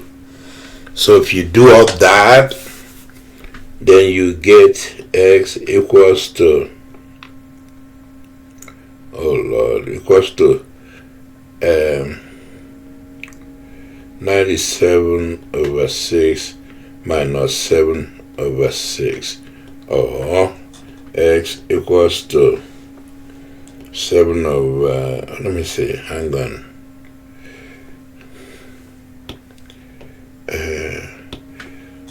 negative 7 over 6 and negative 97 over 6. You see that, right? Okay. Oh my God. You see, our trick, well, we don't need to do any trick because they both have the same denominator. So you say x equals to 97 square root 97 minus 7 over 6, or x equals to minus 7 minus 97 all over 6. You see it, right? I mean, that's all you can say, man. That's all we're looking for, man. We're done with that. But anyway, this example show you what you see. A lot of writing, but don't let it scare you. Just keep going and knocking it out. I'm gonna do a bunch of examples, and then we'll go to something else. Okay, but let's do examples. I mean, let's solve some problems first. Okay, let's solve a bunch of problems. This is our first problem there. And notice that the coefficient of x squared is 3. And so we'll concentrate on the coefficient of x, which is there, right there. So we'll say, we'll take 4, ignore the sign, 4 divided by 2 is equals to 2. 2 squared is equals to 4, okay? We'll add it on both sides. We'll say x squared minus 4x plus 4 equals to minus 3 plus 4. You see that, right? Okay. And then we doing it like that, then we basically we got this the left side automatically becomes it x. Don't forget the sign, x minus 2. It inherits the sign, okay? The sign up there. Squared is equals to, what is that on the right hand side? It's actually 1, right? Yeah. And then we'll take the square root, okay? We'll have x minus 2 is equals to plus minus 1. So you say x minus 2 is equals to 1, or x, what is that? X plus x minus 2 is equals to negative 1. So we'll say x equals to, move it the other side, it becomes 3, or x, move it the other side, it becomes 1. You see that, right? So that's how we're done, man. So we'll move on to the other problem. So this is the other problem. We'll notice that coefficient of x squared is 3. So we'll just work with coefficient of x. It's 2, ignoring the sign, 2 divided by 2. What is that? It's 1. Okay. 1 squared is equals to 1. So we'll say x squared minus 2x plus 1 is equals to 18 plus 1. You see that, right? Is that 18 or 8? I think it's 8. I made a mistake. Sorry, remove that.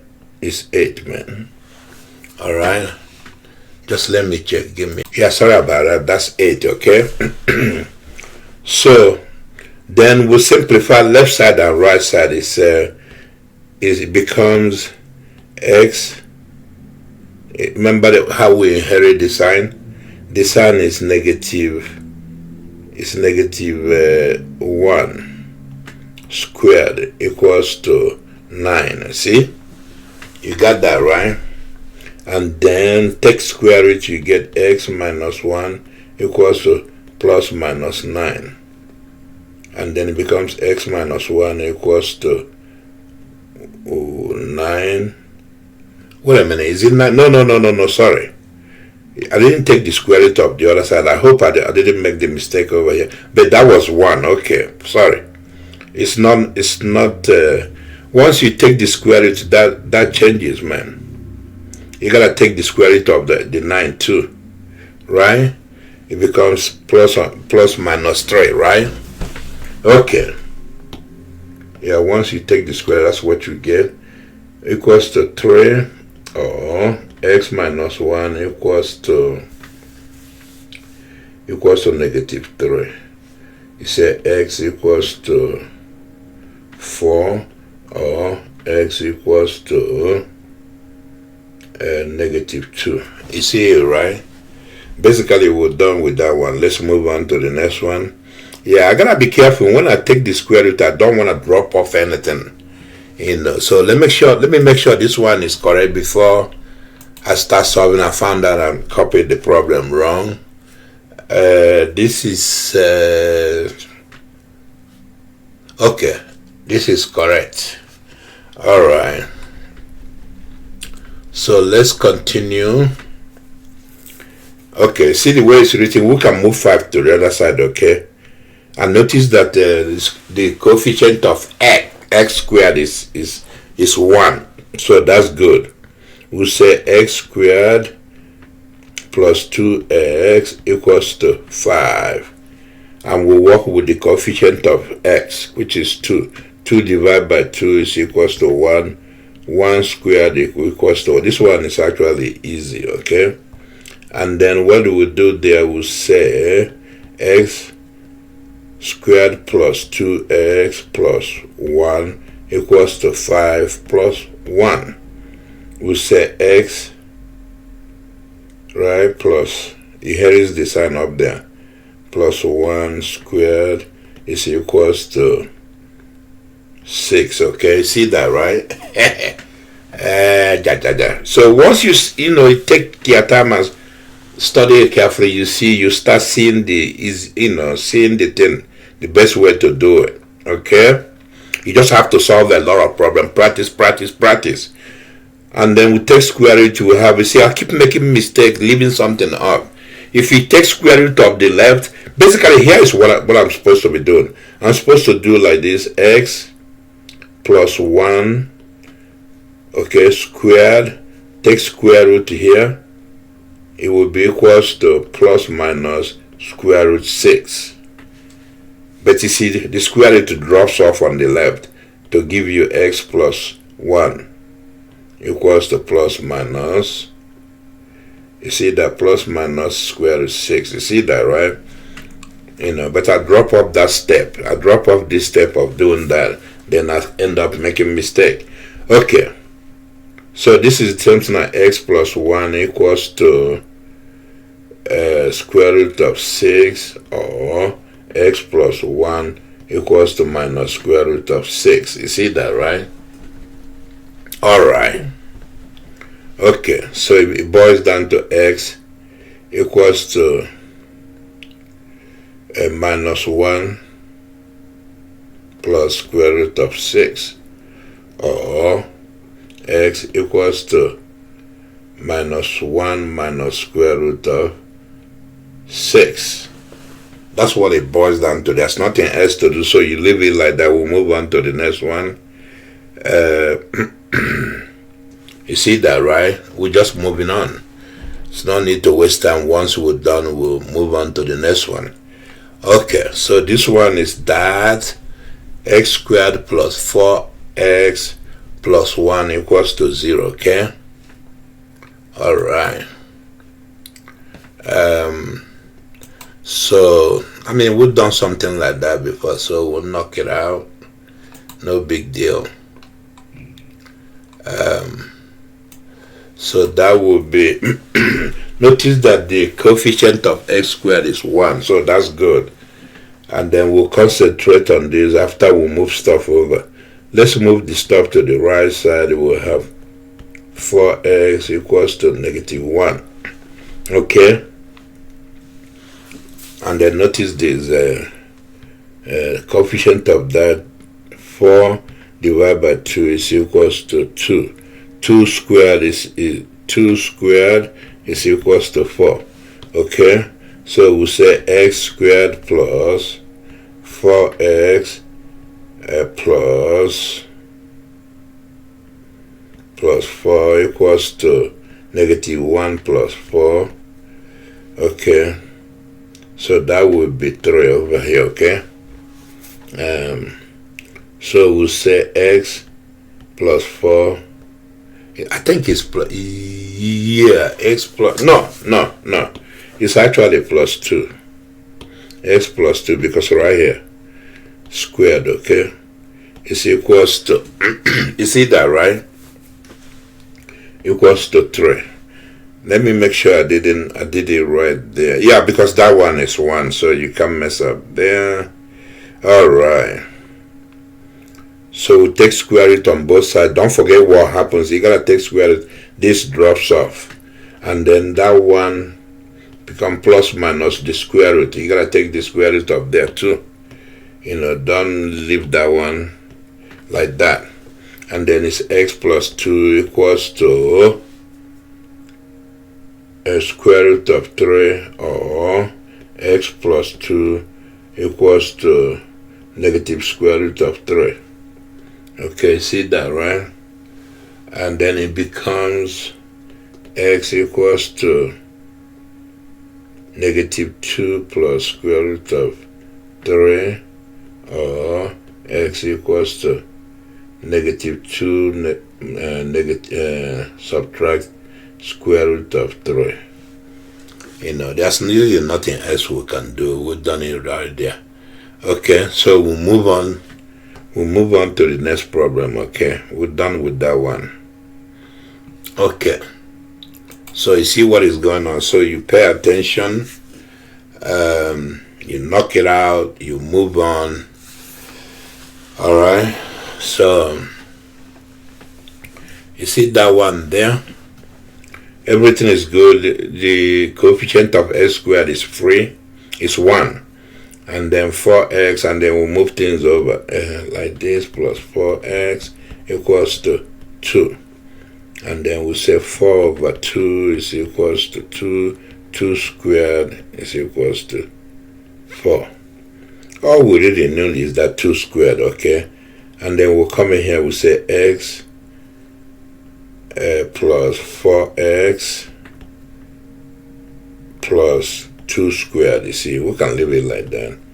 It's equals to 2 plus 4, okay? And then we'll say, this is where we'll complete the square right here. Here is the positive sign up there. It's equals to 6, right? And then we'll say x plus 2 is equals to plus minus there, like there, okay? And we'll say x plus 2 is equals to this, or x plus 2 is equals to negative square root of 6, okay? So we say x equals to negative, it's not 2, equals to negative 2 square, I'm going too fast, man, just slow down, plus that, or x equals to negative 2 negative that. Okay, so there's nothing else to do there, right? We knocked it out. We did our job there, man. So basically, what do you learn from this stuff? When you're solving problem, after a while, you begin to get hang of it, and then everything else becomes much easier, you see?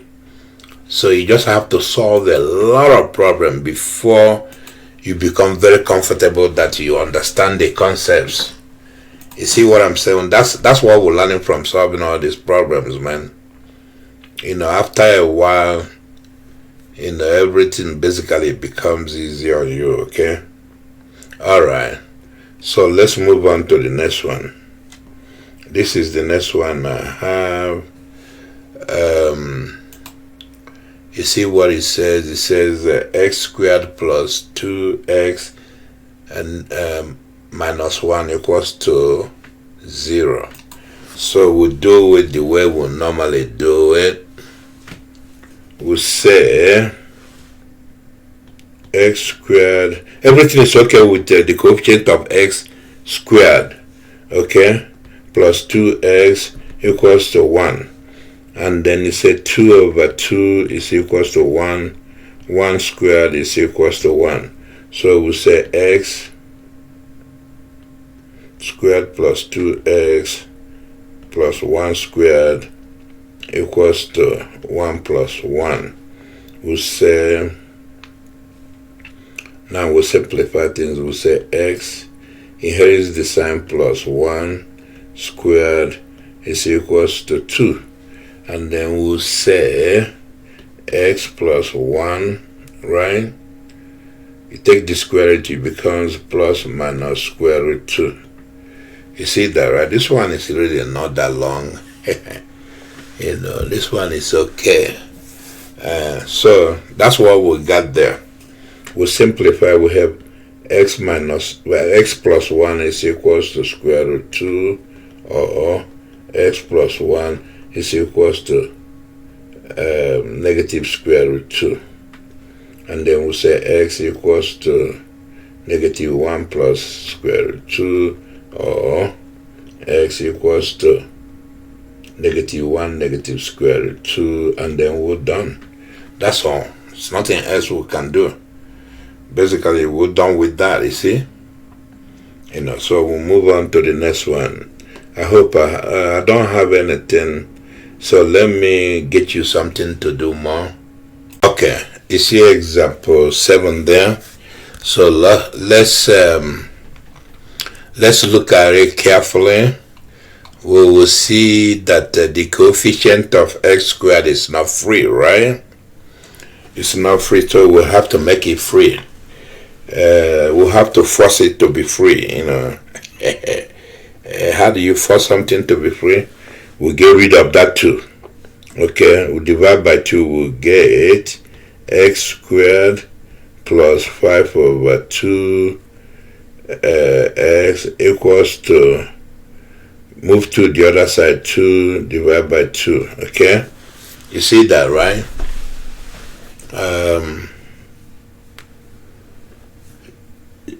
You see that if we do that, that's what we'll see. So we'll rewrite the problem as x squared plus 5 over 2x equals to 1. You see that, right? Okay, what is the coefficient of x? Coefficient of x is 5 over 2. We divide that. Divide it with 2. What do you get? You get 5 over 4. You see that, right? Then you square that. 5 over 4 squared. You square that, then you add it there. Okay, you add it there. What do you get? You have x squared plus 5 over 2x plus 5 over 4 squared, okay, equals to 1 plus, what is that, 5 over 4 squared, okay? 5 over, whatever you do that side, you do the squared. Okay? Alright. So let's simplify things. What do we get? Basically, this is stuff inherits the sign. Plus 5 over 4 right there. Make it easier on ourselves, and then we'll deal with the right side. You see that, right? Uh-oh. What is wrong with me? Let me see. I made a mistake. You can't have that in there. I'm sorry, right here. This is the only place I made a mistake. Sorry. That's right there. You can't have that square inside. You have to remove the thing, just like you did on the right hand side. On this thing here. Okay, so that's equal to, what is that? It's 1 plus, what is that, 25 over, is that 16? 25 over 4 times 4 is 16. See that, right? Alright. That's what is going on there. And then we have to do our trick to combine the right hand side. This is where our trick is important, man.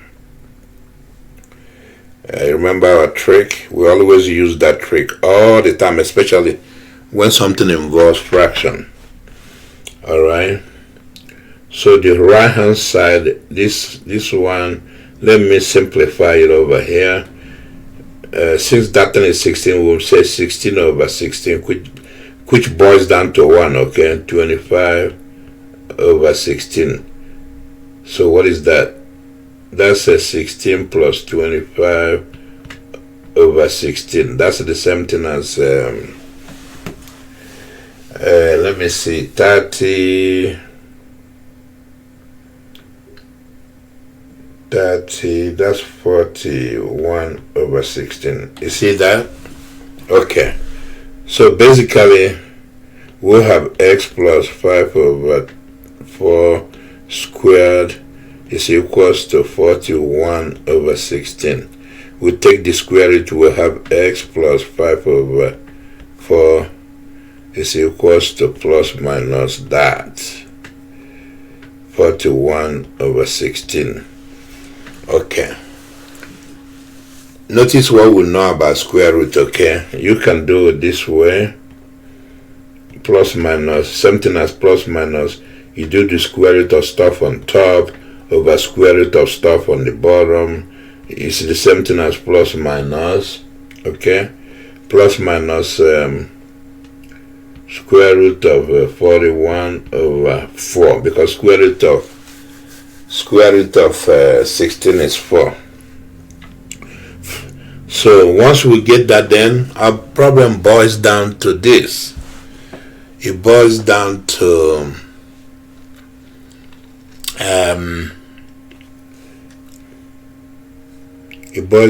x plus 5 over 4 equals to square root of 41 over 4, or x plus 5 over 4 equals to negative square root of 41 over 4. You see that, right?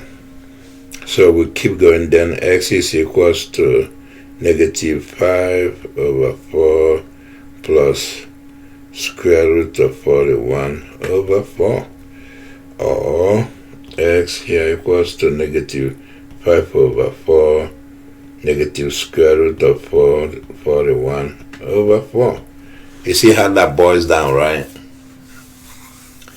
I don't know what else we can do. Yeah, we can combine.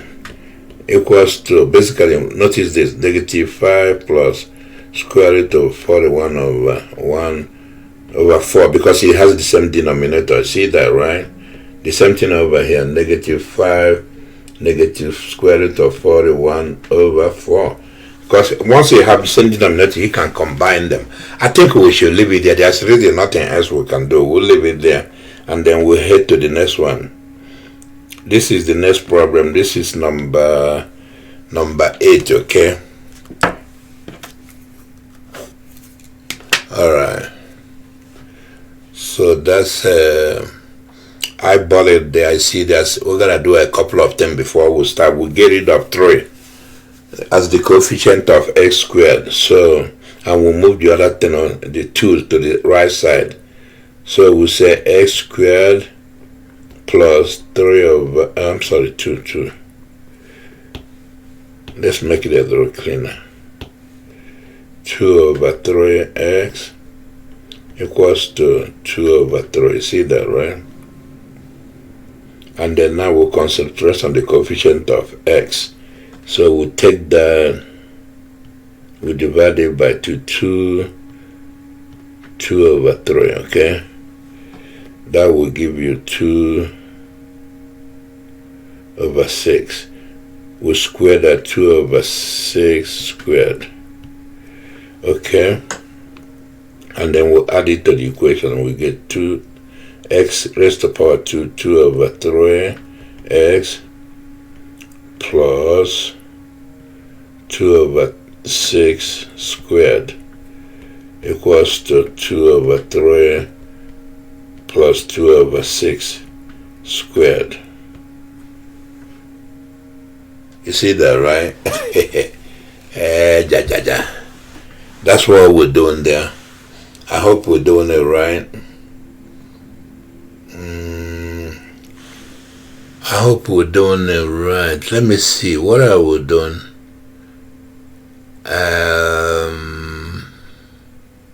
Hang on a minute.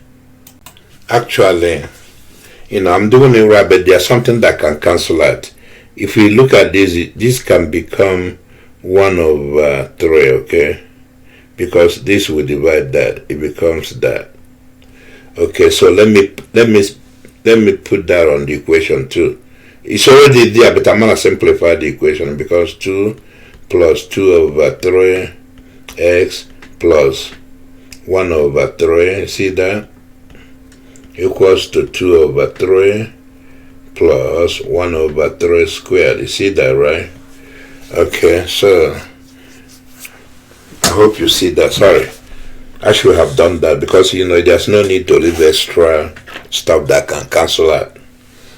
Okay, so the right hand side I can deal with that because the left side now is x plus 1 over 3 right there squared. Okay, the right hand side, this one, let me simplify it. It becomes 2 over 3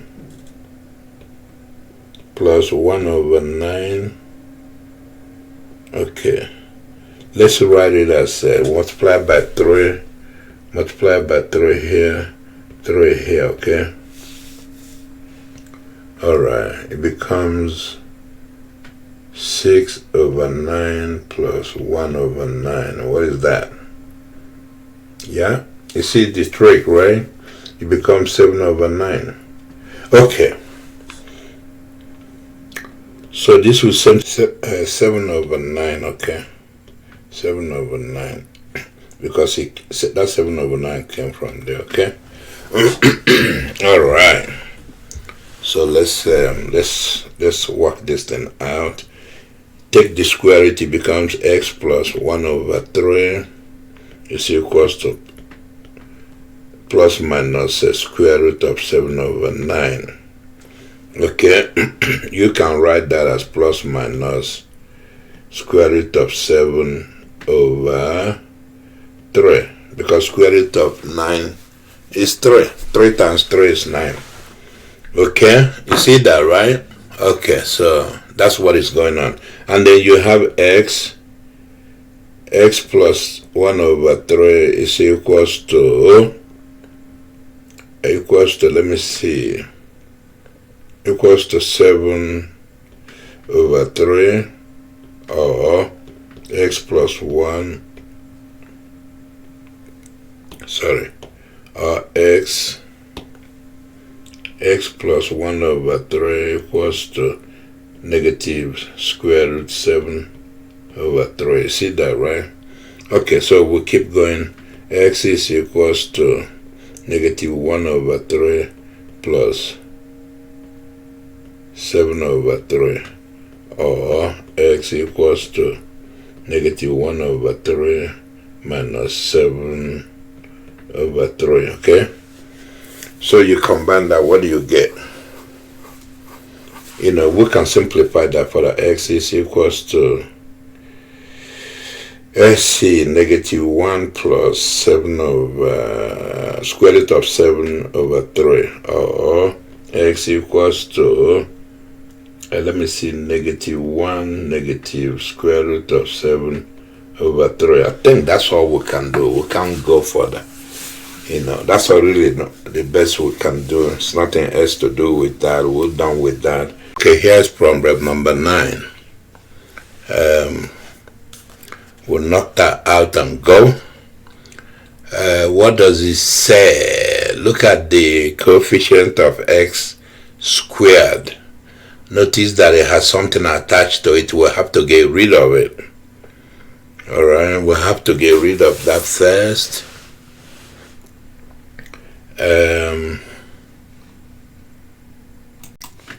Alright, so we do it like this. X squared minus 16 divided by 2 is 8. X plus 25 divided by 2. We're supposed to move it the other side too, but let's do that right now.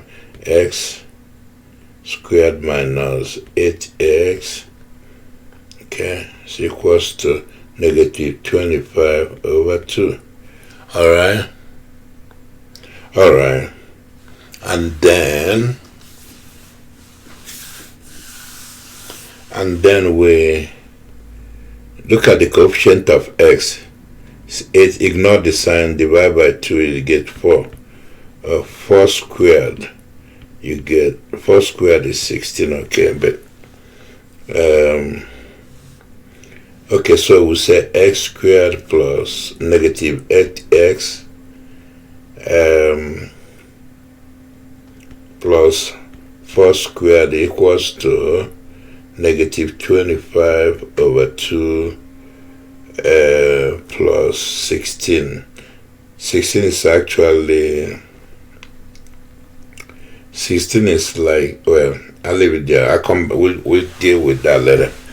So now it becomes, you see what is going on there now? It becomes x negative. You see, here is the sign up there, the negative sign up there, 4 all squared, okay? It's equals to, what is the right hand side? We're gonna deal with it. Let's fix that. Okay, we're gonna fix that first. So that is, the right hand side can be fixed like this. Notice that it's, let's go up here. It's negative 25 over 2. Okay. Plus, notice this 2 over 2 multiply 16. Okay. What do you get? Okay. What do you get? You get negative 25 over 2 plus 32 over 2. So those are combined to give you 32 negative 25 over 2. What do you get? You see what I'm doing, right? So that's 7 over 2. Alright? Okay. So this is over here is 7 over 2, okay? You see that, right? It's 7 over 2. Then we take square root, we have x plus negative 4 equals to plus minus square root of 7 over 2. You see that, right? Then we'll solve, we'll say x minus 4 equals to, let me see, square root 7 over 2, or what is that? Or x minus 4 equals to negative 7 over 2, square root of 7 over 2, okay? And then we say x equals to 4 plus square root of 7 over 2. See that, right? Or x equals to 4 negative square root 7 over 2. We can simplify that a little further. We'll leave it like that, man. There's really nothing you can do there, man. Okay, here is the next example. Example number 10. You see that? See, we'll have to get rid of, you see the 3 attached to as the coefficient of x squared. We gotta get rid of that. So we get rid of that. We get x squared. 9 divided by 3, you get 3x plus, let's move this over the other side, man. We'll do it right away. Equals to negative 5 over 3, okay? Alright, because you move 5 over there, becomes negative, you divide by 3, becomes negative 5 over 3. And then we'll concentrate on the coefficient of x. We'll say 3 divided by 2. And then we'll say 3 over 2 squared. What do you get there? You get 9 over 4, okay? So we keep that in mind. And then we'll say x squared minus 3 over x plus 3 over 2 squared, okay? Is equals to negative 5 over 3 plus 9 over 2 over 4. Okay. You see what we're doing, right? So the left side becomes, it becomes x. See the negative side, negative 3 over 2 squared is equals to that. The right hand side will have to, get it, put it in, in fraction. So here is where our trick comes in. The 3 and 4 has a common, what they call common, the 12 is their common, what they call least common denominator, common factor. I think it's 12, let me see. Yeah, 12 will do the trick. I'm sorry, we want to reduce it to 12, both of them. So basically we'll say, we want to reduce the denominator to 12. Because reducing it to 6 won't work, reducing it to 9 won't work. So we'll say negative, let me see, no, that's not what I want. I say 4 over 4 times negative 5 over 3, okay? You do that, say plus 3 over 3 times 9 over 4. That's what you have to do, man. Okay. So you get negative 20 over 12 plus 27 over 12. So you simplify that, you get 12, 7 over 12. You see that, right? Yeah, it will be 7 over 12. Okay. So we'll have here 7 over 12. And then we take square root, we'll have x minus 3 over 2 is equals to plus minus square root 7 over 12. You see that, right? So that's what we got there. So we'll simplify that, we'll have x negative 3 over 2. Okay, negative 3 over 2 is equals to 7 over 12, or x negative 3 over 2 is equals to negative 7 over 12, okay? The square root of 7 over 12. Alright, so we keep going. X equals to 3 over 2. Oh, this is square root, sorry. I don't know why I dropped that off.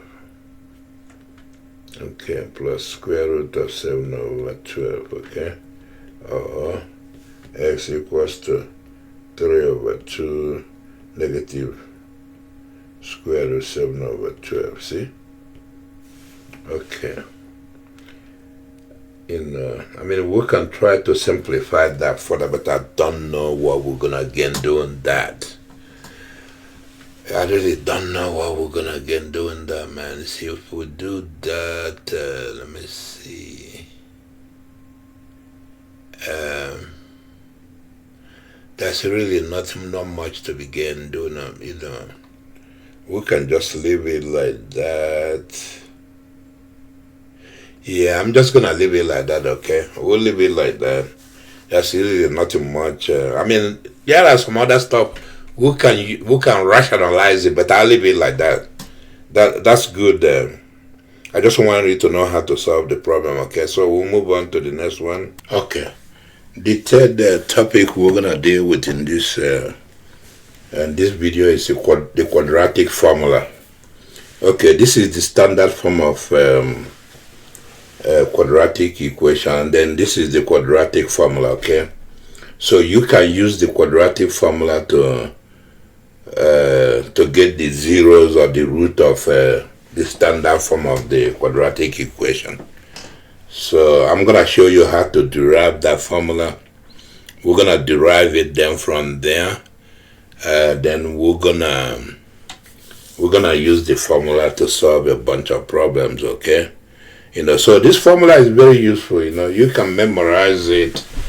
You see, the B, the C, the A is from, they are the coefficient of the different, they are the coefficient of, see, A is coefficient of x squared, B coefficient of x, and the C is the constant there. They're all inside that formula, okay? So let's go ahead and derive it. We derive this formula from that. That's what we're gonna do. Okay, so let's say we're gonna do it by completing the square. See, we already did completing the square. All right. So we have a squared plus b bx, right? Bx, okay, plus c is equals to 0. Okay. You remember how we completed the square? We'll say we're gonna get rid of the a from x squared. We'll say x plus, a squared plus b over ax,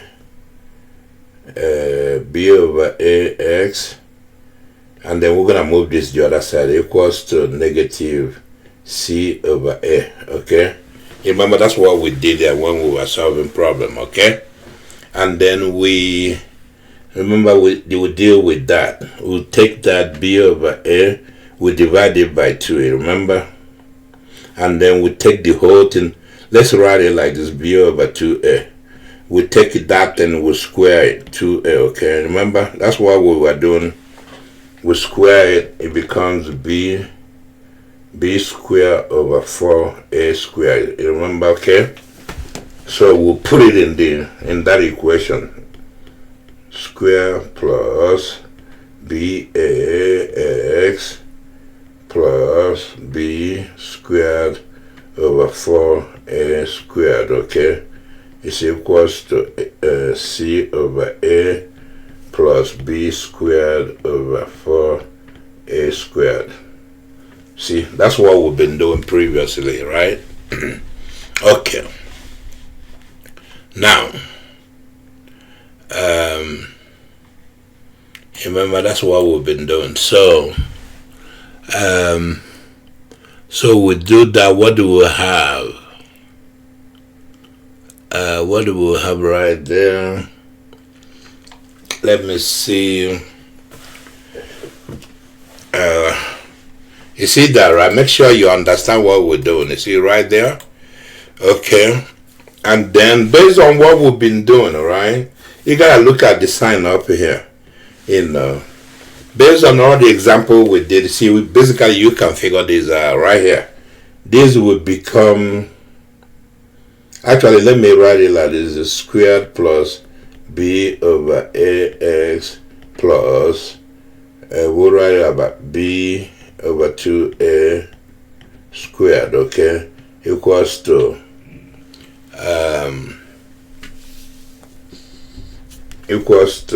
what is that? Negative c over a plus b squared over 4a squared, okay?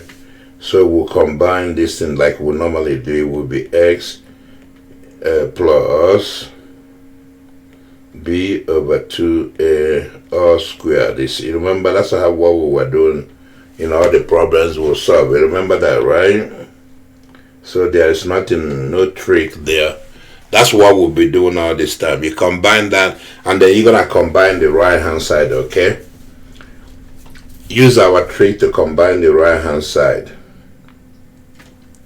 Alright, so we're gonna deal with the right hand side. Let's write it as b squared over 4ac minus c over a. Okay. So we're gonna try to get all that. We use our trick to get the same denominator, okay? Notice, remember what our trick works, man. So let's simplify that. Let's simplify this right side. We'll simplify and then we'll come back and put it in there. Okay, so remember our trick, we said b squared over 4a squared minus, to get that like that one, you multiply, you have to multiply that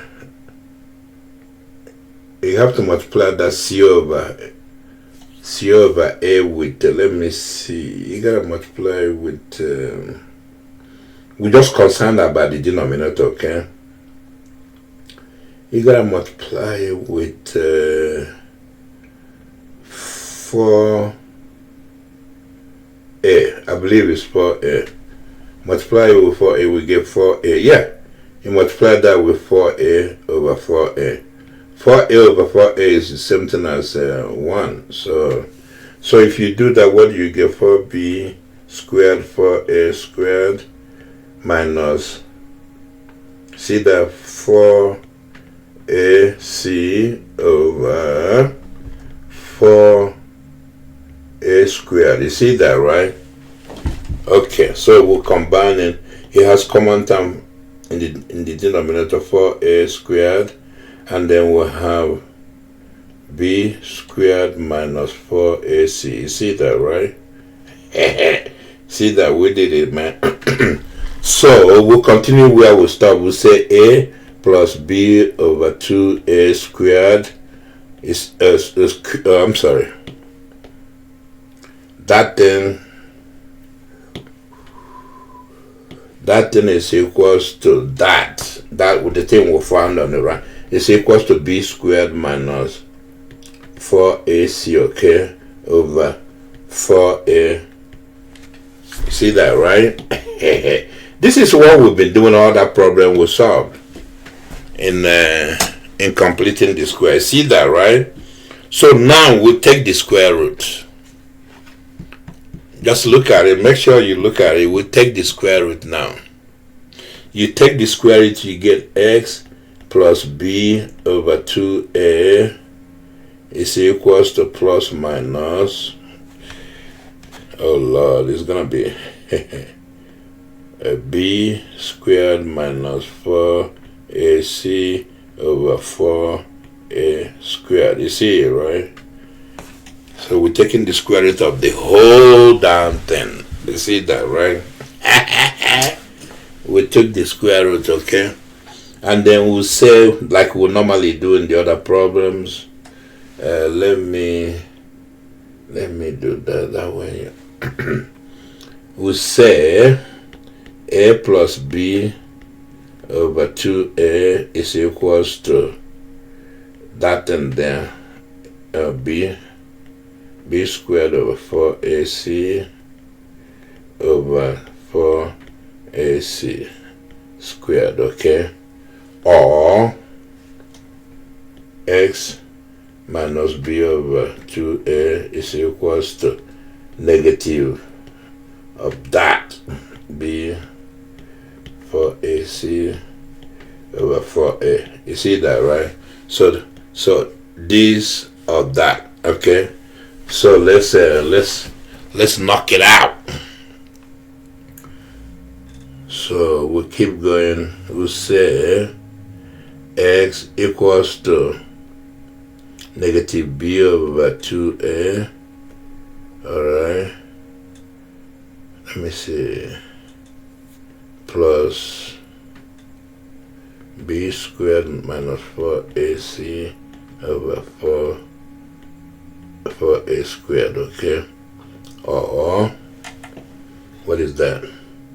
X equals to negative b over 2a negative b negative 4ac over 4a. What happened? Did I drop something? Yeah, I dropped square here. Sorry, I can't drop that there. It's there. Okay, you see that, right? So that's where we are. That's where we are. So we can notice what is going on. We can see. Notice that denominator. We can write that as negative b over 2a plus b squared minus 4ac over 4a squared, like that. We can write it like that, right? You see? The same thing over here. Or getting confused. See this one here or that one there, okay? Or x equals to negative b over 2a negative b squared minus 4ac over square root of that. Okay, notice that can reduce to that down there. It can reduce to something. Okay, let me show you what it reduces to. Okay, let's take more space. X is equals to negative b over 2a plus b squared minus 4ac, okay, over 2a. See, that's what it reduces when you take the square root of that. Or x equals to negative b over 2a negative b squared over a negative 4ac, okay, over 2a. See, because you take the square root of that and it resolves to that. You see that, right? It's messy, man. You know, so it's kind of messy. Yeah. Okay. You see that, right? So we're doing it the way, we're just doing it the way we've been solving problems. That's all. Okay, notice this, man. Notice what is going on there.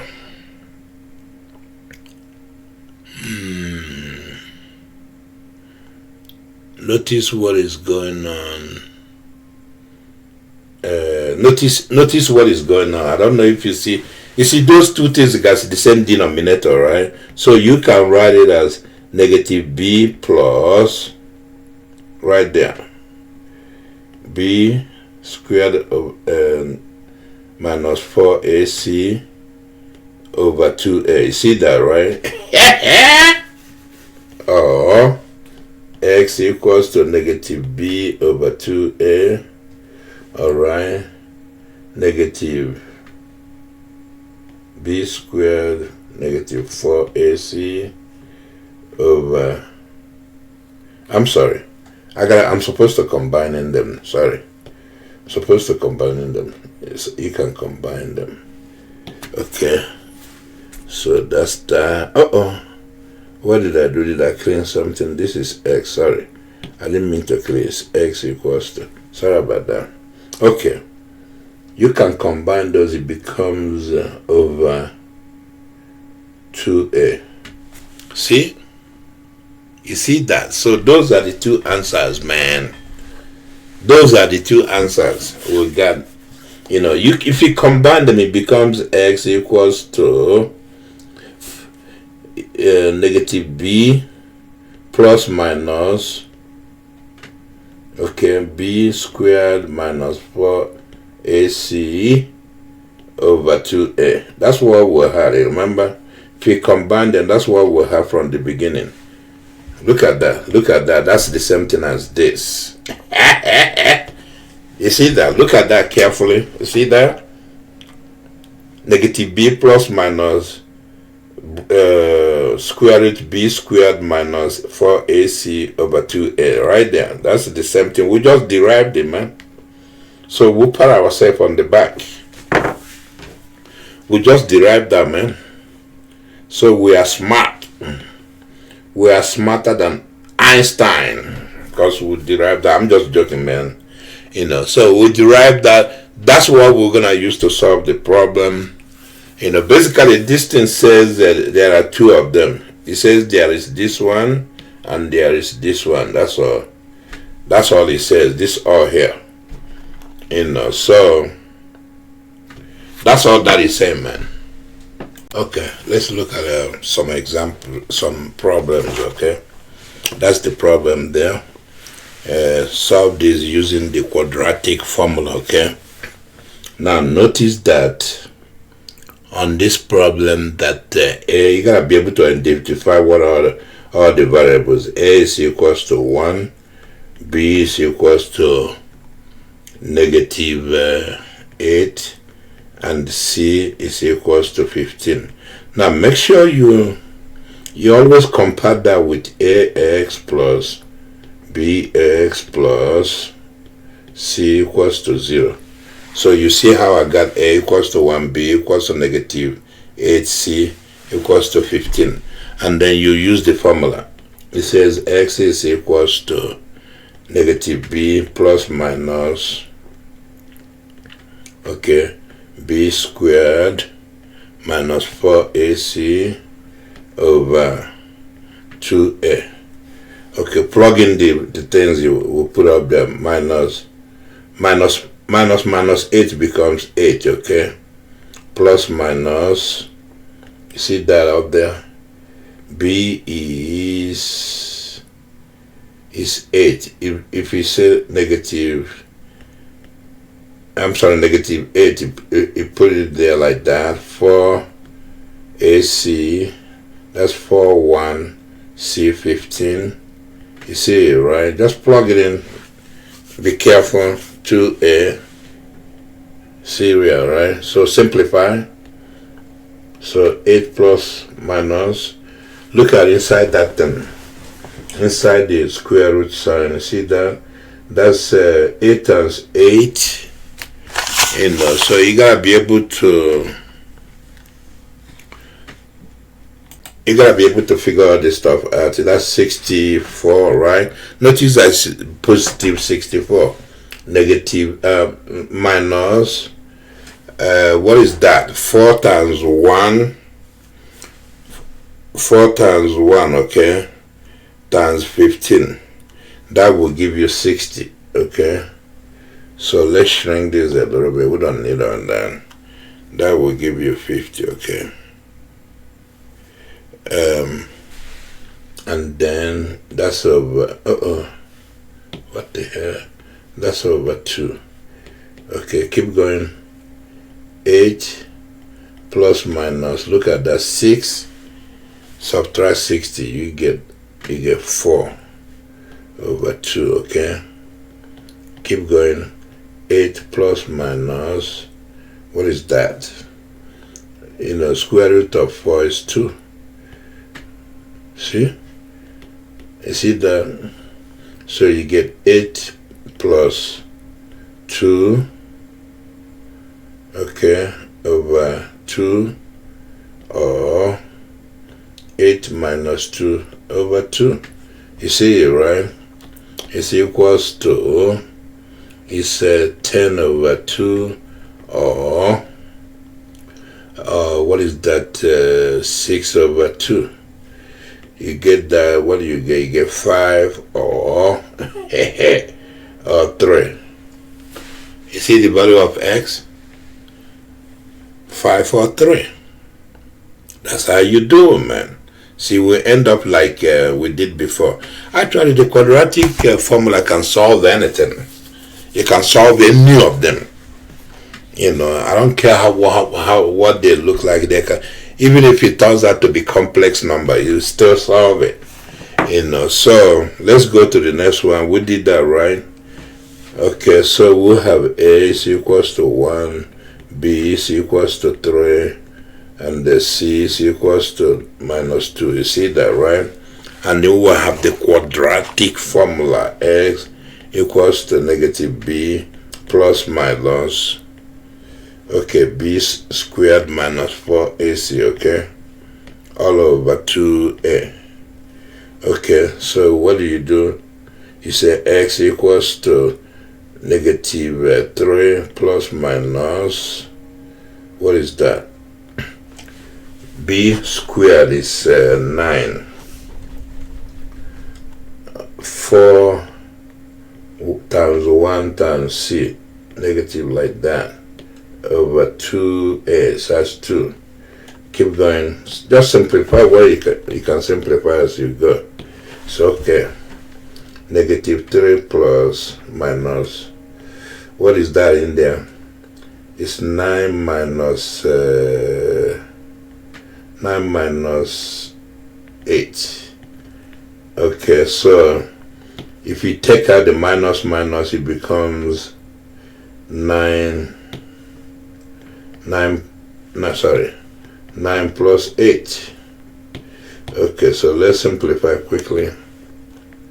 Over 2. What is that? Negative 3 plus minus square root. What is that? 8 is put 1 there. 17. Okay, over 2. Alright, you see that, right? You see what we did, right? Let's see.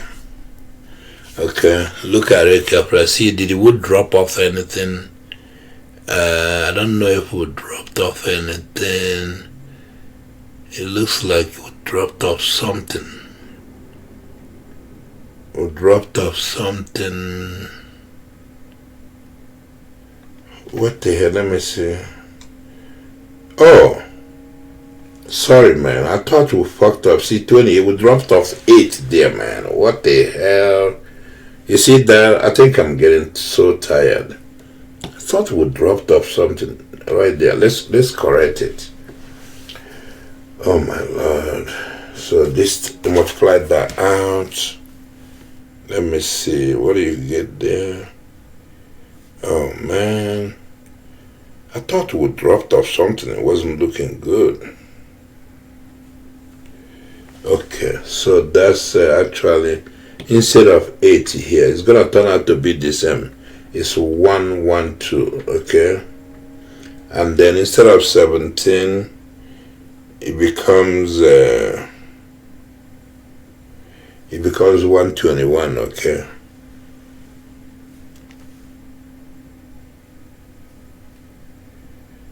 It becomes 121.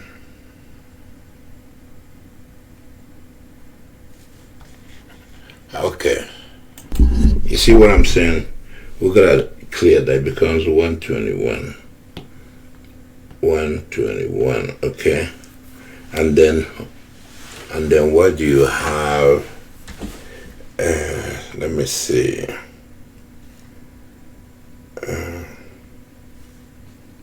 Okay, notice that square root of 121 is 11. So it will be negative 3 plus minus 11 over 2.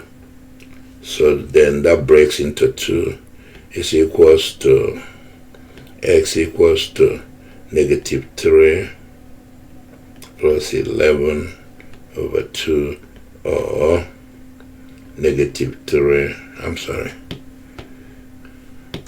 or x equals to negative 3 negative 11 over 2. X equals to, what is that? If you subtract that, you get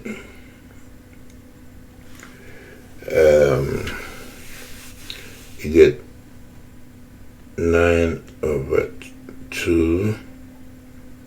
No, it's not quite 9. I think it's 8. Sorry. It's 8 over 2, or x equals to negative 14 over 2. That's x equals to 4, or x equals to negative 7.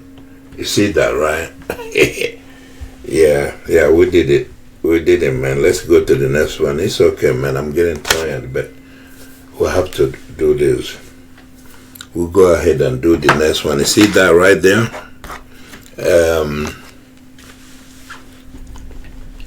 You see that? So let's check it out. A is equals to 6. B is equals to 11. Okay. C is equals to, it's a high number, negative 10. And then you put your formula.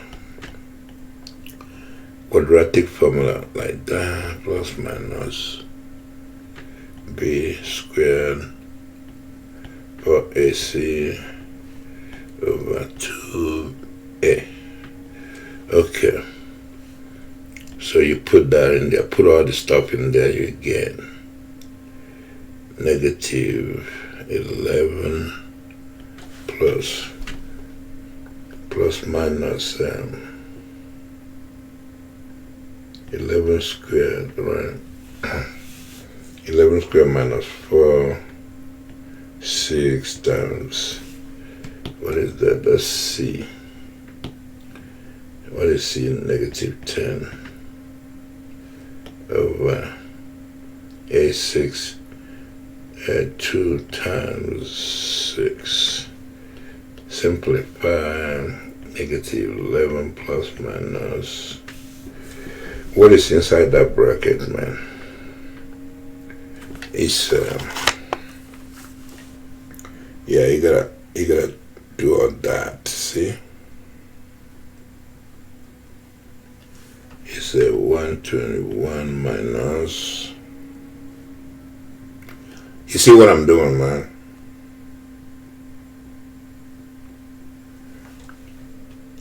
Plus, it becomes plus 240, okay? All over 12. Keep going. What is that then down? Plus. Okay.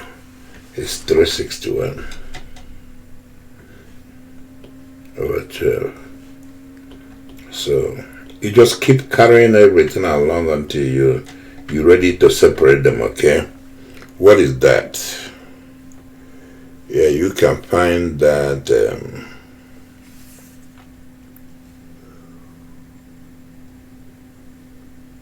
that's 19, okay. Square root of 361 is 19 over 12. Okay, now you can separate them, see? You say x equals to negative 11 plus 19 over 12. Okay.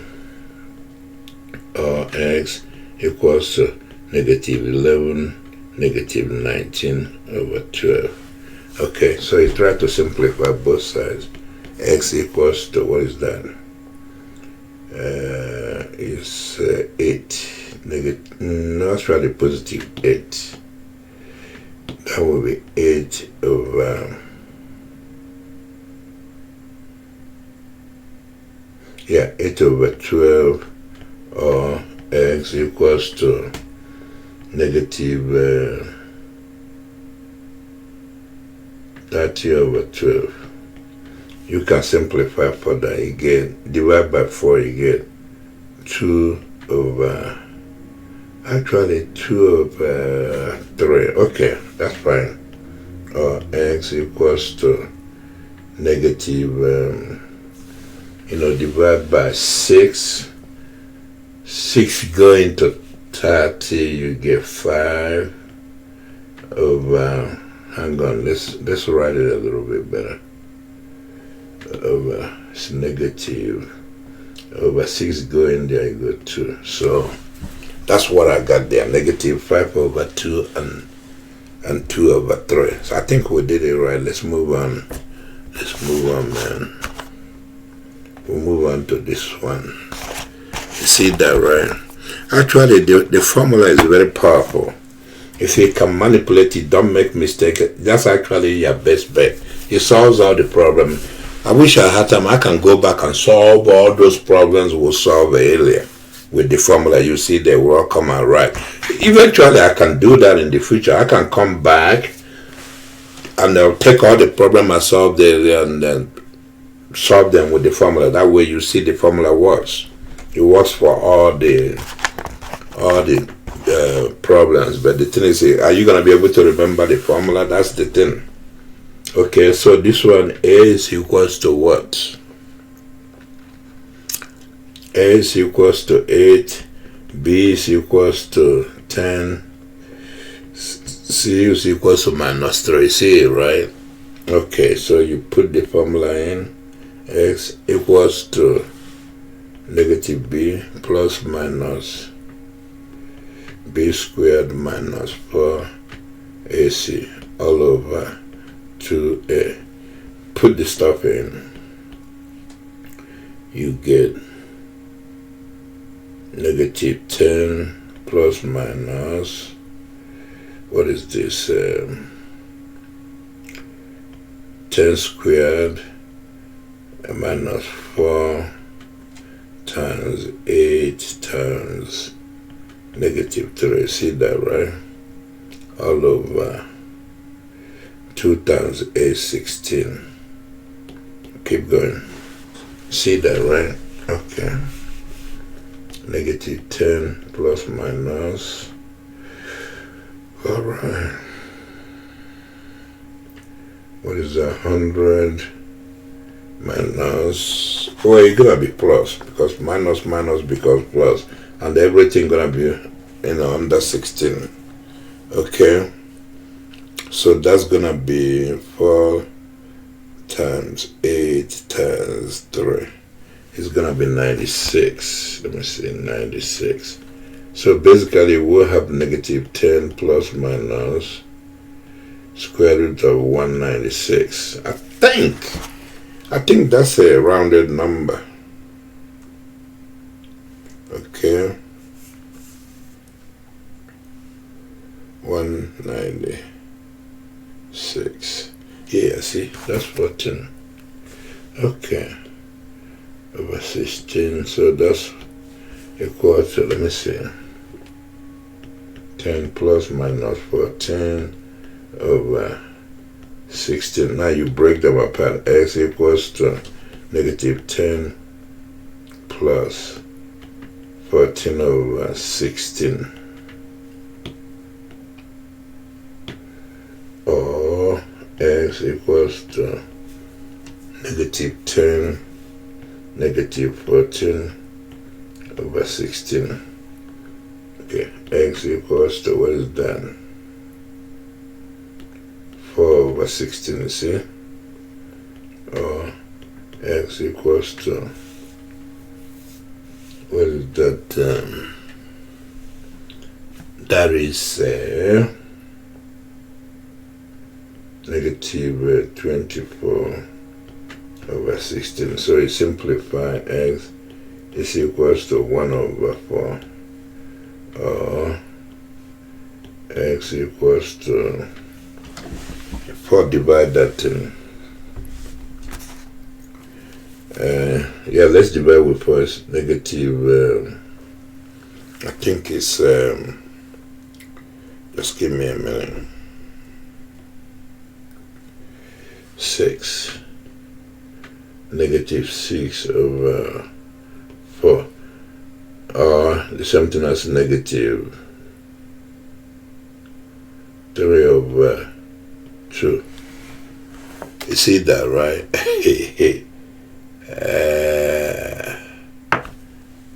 That's I think we did it right. I believe we did it right. I believe we did it right. Yeah, we did it. I think it's good. I don't see any mistake. Okay, let's do that one and see what it says. Look at the coefficients. A is equals to 4, B is equals to 12, C equals to 9. They're all positive, okay? X is equals to negative B plus minus. You know, as you work with the formula, you start to remember it. That's why you gotta work with it a lot. That way it becomes a part of you. You don't really have to memorize it. It just remembers it automatically, okay? And that's over 2A. So we'll put in the things here, negative 12 plus minus. What is that? B. 12 times 12 is 144. But let's keep going. Negative 4, 4, C, 9. Okay. All that over, what is that? 2A. Let me see. Not 9. It looks like 9. 2A will be, A is 4. 2 times 4 is 8. Okay, keep simplifying. What is that? Negative 12 plus minus. What is inside the bracket? It's 144 minus. Yeah, that thing gonna be a minus. You see that, right? Okay, yeah, it's gonna be a minus So it's gonna be it's 144. So that thing will be 0. Did I do anything wrong? Let me see. So it will be negative 12 plus minus 0 over 8. You split that into 2. X equals to negative 12 over 8. Or I think it's only one thing, man. It's not another one. That's not another one. X is just equals to that. Divide by 4, you get negative 3 over 2. I don't think there's another thing to go with it, man. That's maybe I did something wrong, man. No, I don't think there's anything I did wrong. That's the only answer there. Okay, so let's do the next one. The next one is that one. Okay, notice what is going on. You're gonna see all this stuff there.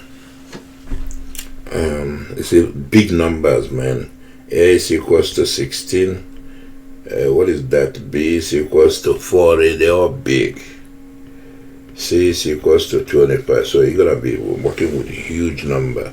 X equals to negative b plus minus b squared minus 4ac over 2a. Put the numbers, put the big numbers in there. What do you get? You get negative 40 plus minus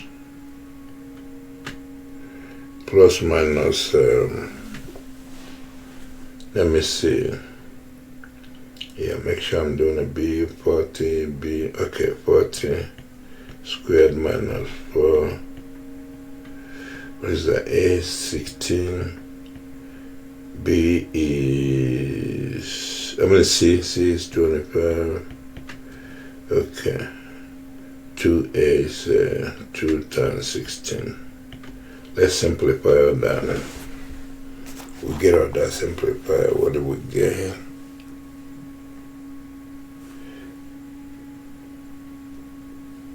Okay. It will be negative 40 plus minus.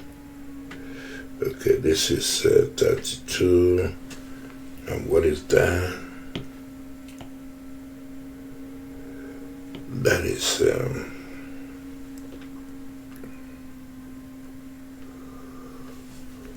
1,600. I need more space, man. What is that? It's gonna be minus sign 4 times 16 times 25. The same thing again, 1,600 too. So it's gonna end up 0. So it's gonna be 1. The answer gonna be 1. One variable. Variable s gonna be just 1 equal to 1 constant minus 4 plus minus, because this is gonna be 0 over 32. You see that, right? So it's gonna be, that's not in doing plus minus 0. It's gonna be minus 40 over 32. Now you can divide that out with whatever I can divide it. What can divide that thing?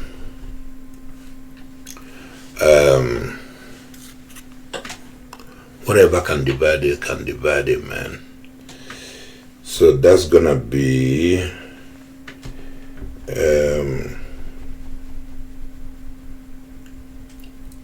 that's gonna be negative 5 over 4. You see that, right? Yeah, see that? So yeah. I'll be damned. There's only